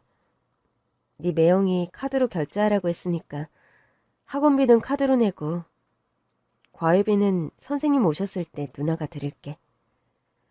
누나 고마워. 누나 덕분에 나 의대 가고 싶단 목표 안 버리게 됐어. 누나한테 그런 말이 어딨니? 스터디 카페 이번 달에 다시 끊어야 한다고 했지? 자, 이건 누나 카드 갖고 가서 끊어. 누나, 나 빨리 의대 가고 의사 돼서 누나 호강시켜줄게. 누나는 나 때문에 대학까지 그만두고 이 고생인데 내가 너무 미안해. 아, 누나 대학 그만둔 게 왜 너 때문이니? 아빠 사업 기울면서 그렇게 된 거지. 그리고 자꾸 그런 쓸데없는 소리 말고 공부나 열심히 해. 내년이면 고3인데 의대 목표로 하는 애가 그런 쓸데없는 생각할 시간이 어딨어? 알았어, 누나. 나 누나 생각해서라도 정말 열심히 공부할 거야. 결혼해서 제가 제일 다행이라 생각하는 점은 학원비나 생활비 걱정 없이 남동생을 공부시킬 수 있다는 점이었습니다. 남편과 시댁으로부터 경제적인 지원을 받는 게 사실이었기에 전 결혼 후에도 시댁 소유의 공장에서 일도 하고 또 퇴근해서는 살림도 열심히 했어요. 솔직히 경제적으로 덜 걱정하게 된 것은 사실이었지만 육체적인 피로도는 결혼 전보다 더하면 더했지 덜하다 할 수 없었죠. 퇴근과 동시에 손을 씻자마자 바로 쉴 틈도 없이 저녁 식사를 준비하고 또 빨래 청소까지 해야 했으니까요. 선이야, 너 결혼하고 나서 어째 얼굴이 반쪽이 다 됐다. 시집살이해서 그런가 일도 많고 하루 24시간이 바쁘다. 너 사는 거 보면 차라리 시집 안 가고 투잡 뛰는 게 나았을 거란 생각까지 든다 해. 그러게, 공장 일하고 살림까지 하려니까 진짜 투잡하는 강도기는 해.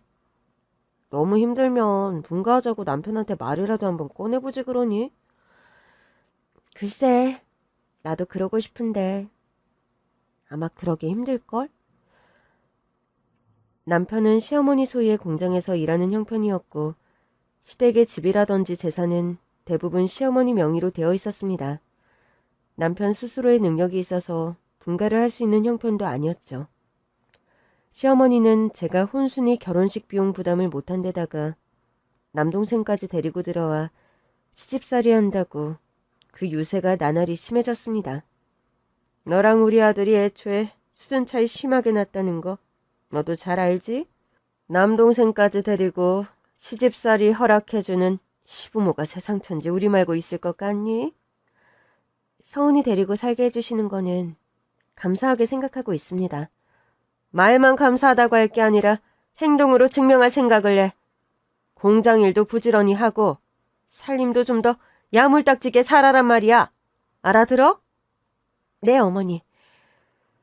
저 역시 못마땅한 부분이 없는 게 아니었지만 또 홀가분하게 분가해서 살고 싶은 마음이 굴뚝 같았지만 일단 남동생이 의대에 들어갈 때까지만 이 모든 상황을 좀 꾹 참자는 생각으로 하루하루 버티고 있었습니다. 수험생이라고 공부하느라 바쁘고 예민한 남동생에겐 제가 시집살이 당하는 일을 말할 수도 없었고요. 공정일에 시댁 살림까지 눈코 뜰 수 없이 바쁜 나날을 보내던 어느 날이었습니다. 저희 남편이요. 술을 좋아하는 사람입니다. 그날도 전날까지 고주망태가 되도록 늦은 시간까지 술을 마시고 들어온 남편이었고 저는 출근 준비를 하느라 늦잠을 잔 남편의 아침밥을 차려주지 못하고 공장으로 출근을 했어요. 한참 오전 근무를 하고 있는데 제가 일하는 곳으로 분기탱천한 얼굴로 들이닥친 시어머니였습니다. 선희 너 오늘 네 남편 해장국도 안 끓여주고 나왔다며? 네 어머니, 그 사람이 너무 늦게 일어나는 바람에요. 깨워도 안 일어나길래 그냥 일단 출근했습니다. 아휴, 너는 가만 보면 네 본분이 뭔 줄도 모르는 아이 같구나? 네? 뭐 바른 말을 하면 되물을 줄이나 알고 네가 우리 집에 시집와서 대체 하는 일이 뭐야? 취집해서 남동생까지 거두고 있으면 그 값을 해야지. 일어나서 밥 먹으라고 해도 10분 더 자는 게 좋다고 해서 그냥 두고 나온 건데요. 그걸 변명이라고 시애미 앞에서 하는 거야? 안 그래도 술 좋아하는 남편 아침에 해장이라도 잘 시켜야 나중에 속병이 안 들지. 죄송합니다 어머님. 다음부턴 먹든 안 먹든 해장할 거 차려놓고 나오겠습니다. 시끄럽다. 처지는 결혼하도 내 아들이 너 아니면 살지 못한다고 죽는 신용을 해서 시키긴 했다만 여전히 넌 내 성에 일도 안 차는 며느리야.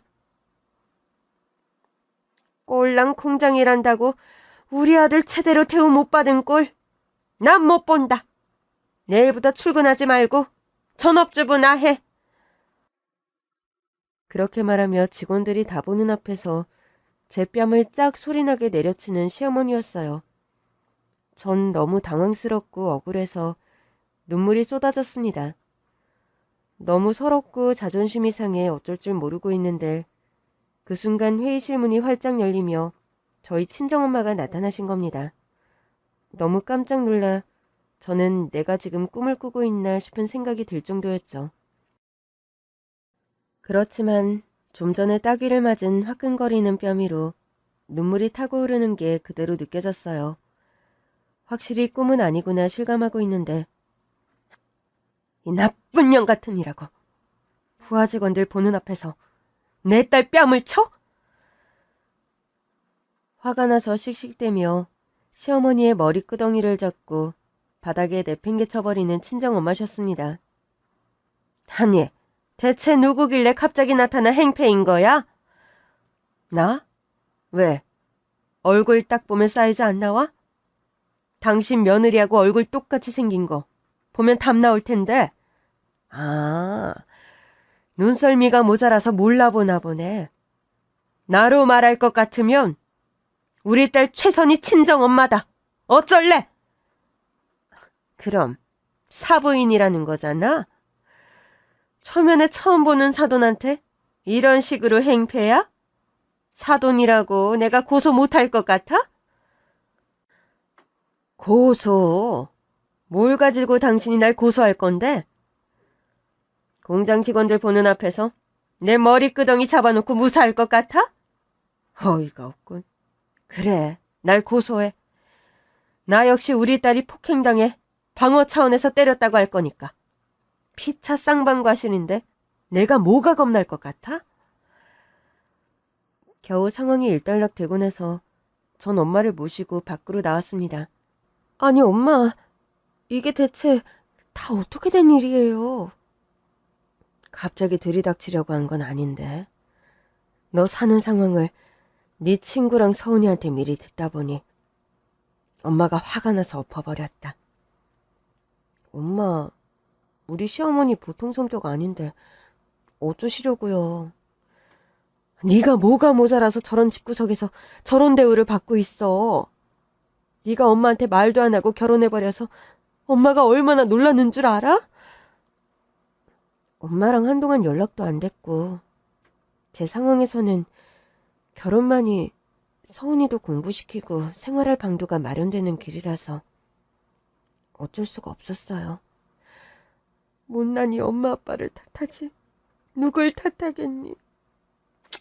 그만 울어라 선이야. 널 욕하려던 게 아니니까.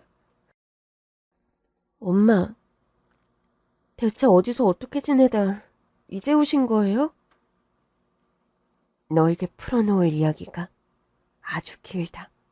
그리고 그 전에 네가 알아야 할 중요한 사실이 있어. 내가 알아야 할 일이라니 그게 뭔데요, 엄마? 네가 하도 급하게 결혼했다 해서 아무리 생각해도 네 남편 되는 사람 말이다. 재우 씨가 왜요? 얼굴 한번 못 봤지만 사위라는 남자가 어떤 녀석인지 알고 싶어서 엄마가 너 몰래 뒷조사를 좀 했어. 아니, 엄마 왜 그렇게까지... 서은이 말 들으니 공장 일도 부지런히 안 하고 맨날 술만 먹고 들어오는 놈팡이라면서 아직 너랑 그 사람 사이에 아이도 없다면서 아닌 놈 같으면 당장 정리하게 하려고 알아봤다. 그래서요? 알아봤더니 뭐가 나오긴 나오고요? 충격받기 전에 아이스 커피나 일단 한 모금 해라. 뿜을 수 있으니까 천천히 다 삼키고 보고. 엄마는 제 눈치를 살피시며 서류 봉투 하나를 건네시는 겁니다. 전 엄마가 시키는 대로 아이스 커피를 꿀꺽 삼키고 심호흡까지 한번 한 다음에 그 봉투를 열어보았어요. 봉투 안에 뭐가 있었길래 엄마가 그리 결단 어린 말까지 했냐고요?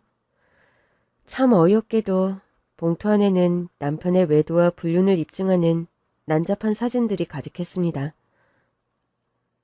아니 이게 대체... 여자가 한둘이 아니잖아. 한 명은 나도 아는 공장 직원이고 또 한 명은... 이거 대체 누구지?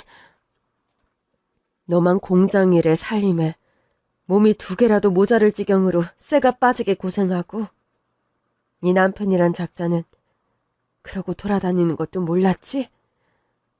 엄마, 전 그저 서운이 의대 갈 때까지만 시집살이 버티자는 생각으로 하루하루 견디고 있었어요. 엄마가 그걸 왜 몰라? 지금이라도 엄마가 그나마 기반 잡고 귀국하게 된 게 천만 다행이구나.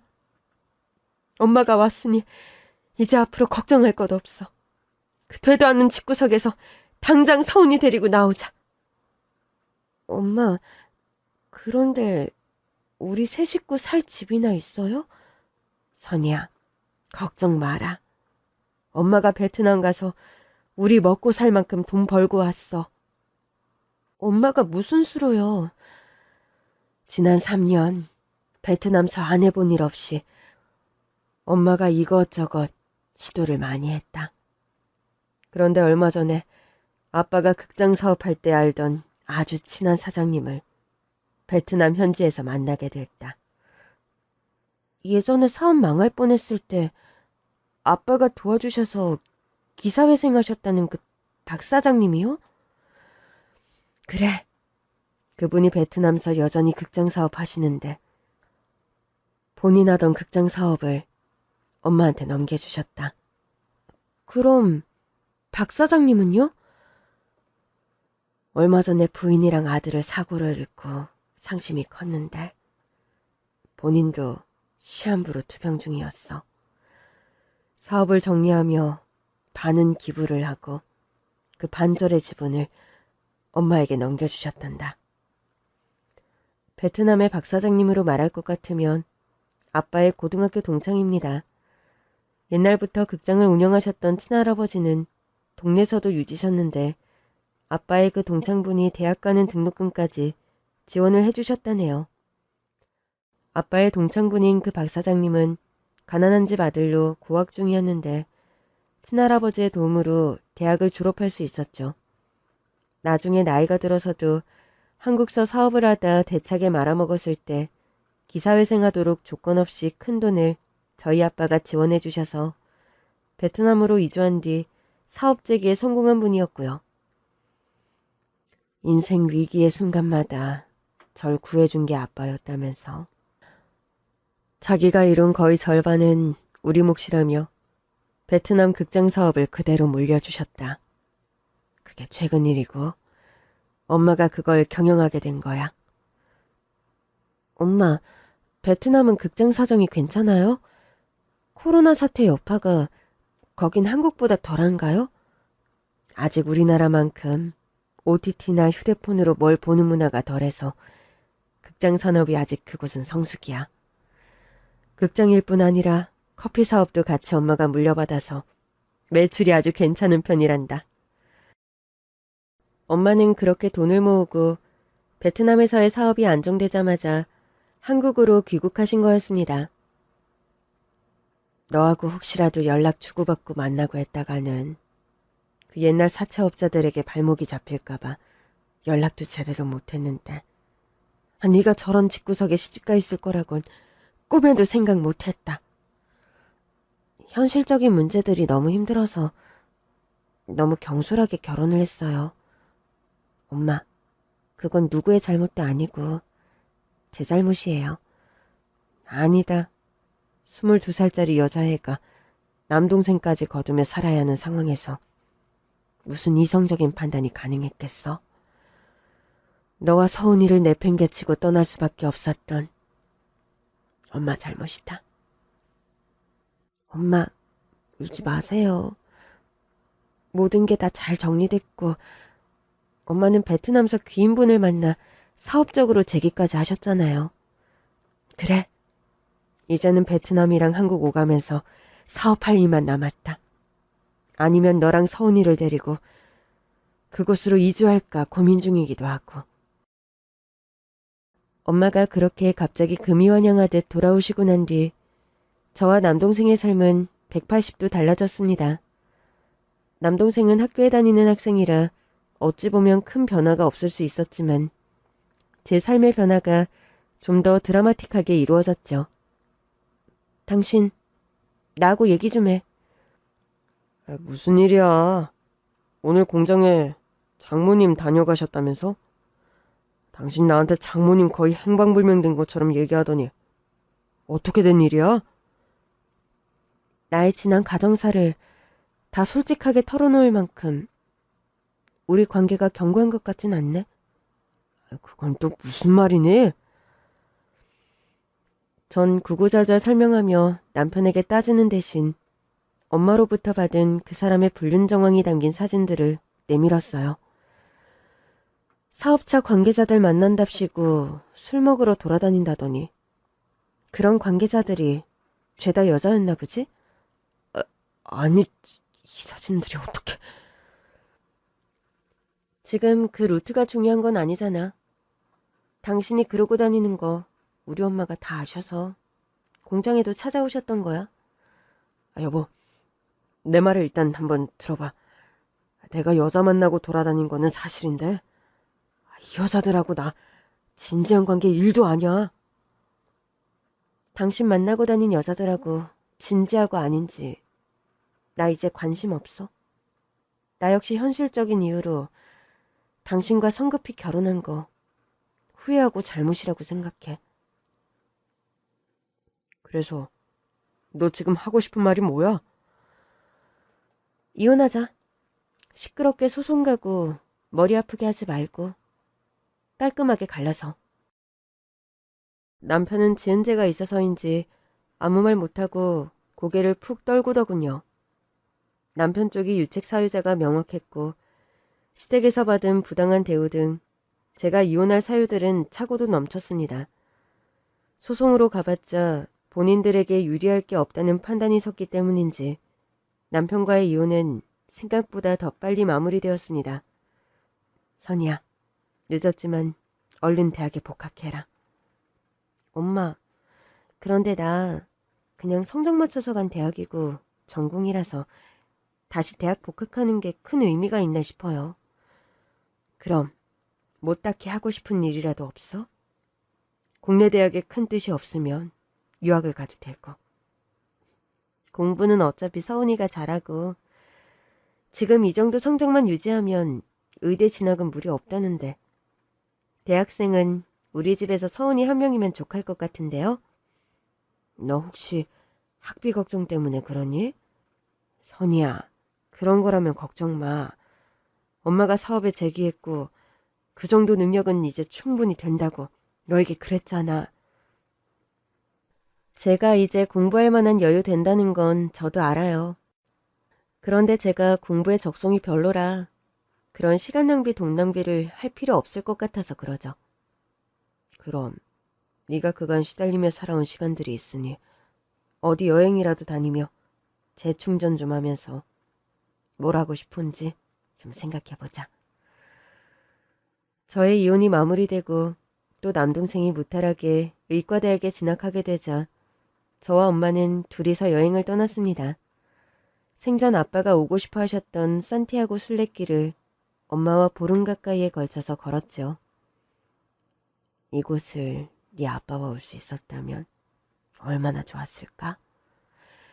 그러게요. 요즘 부쩍 아빠 생각이 많이 나요.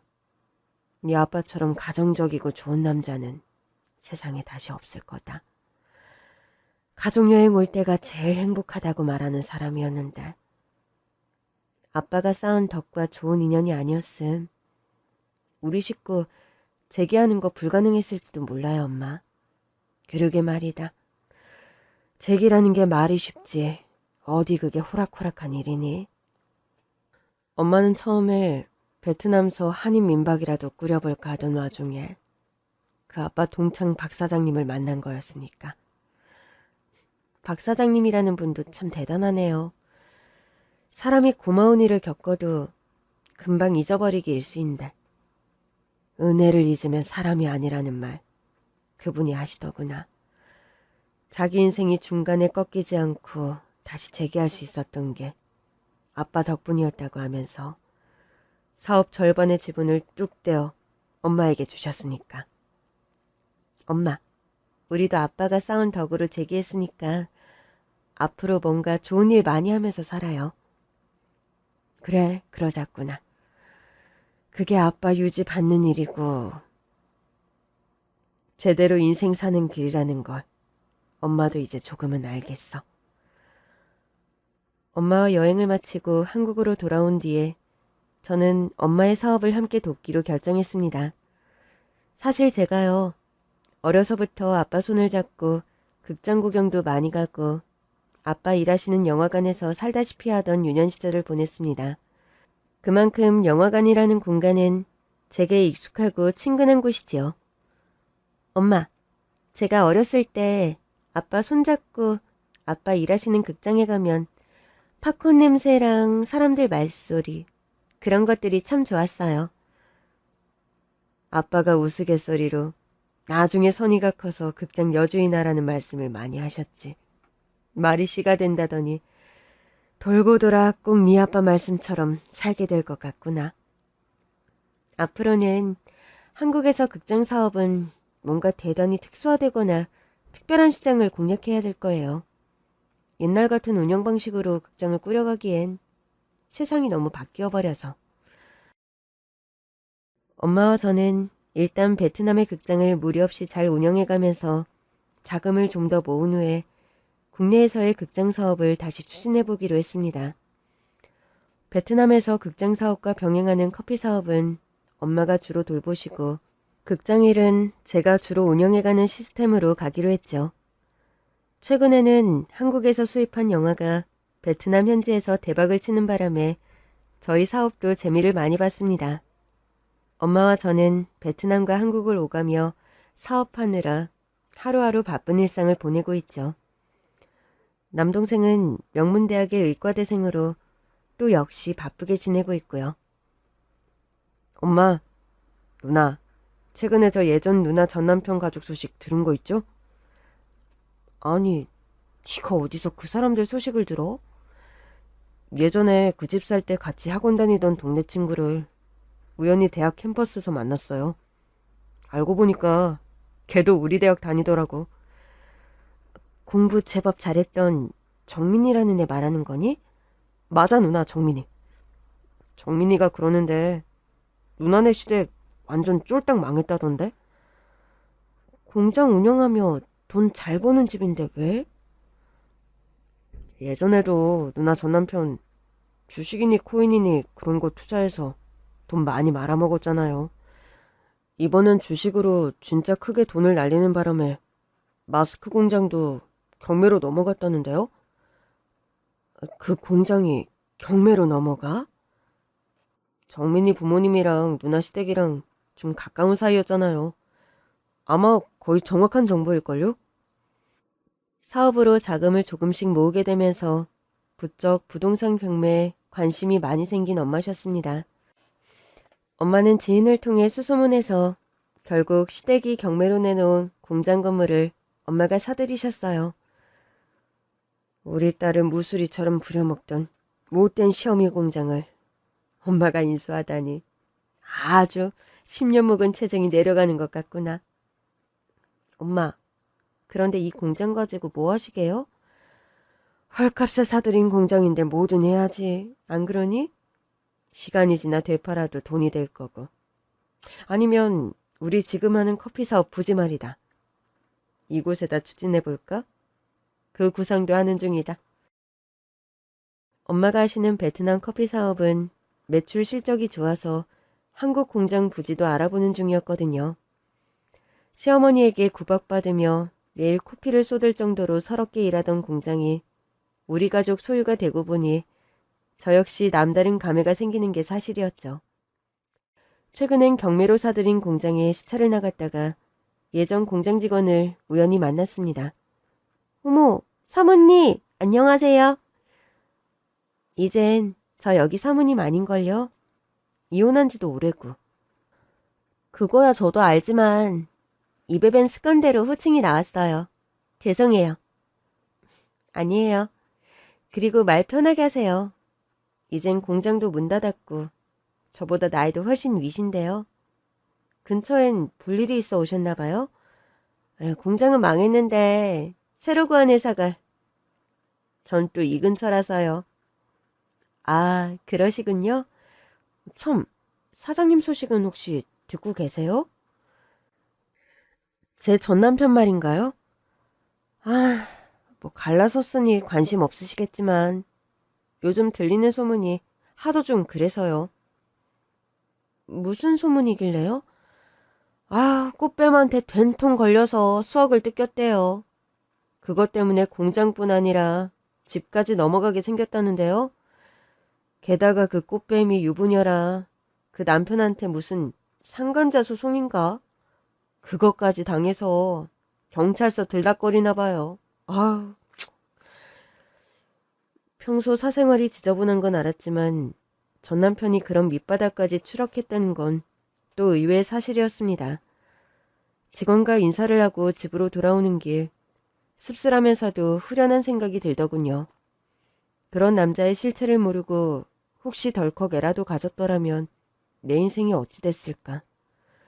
생각하니 등에서 식은땀이 솟을 지경이었습니다. 최근 엄마와 저는 사업이 나름 승승장구하면서 의미 있는 기부 사업도 시작했습니다.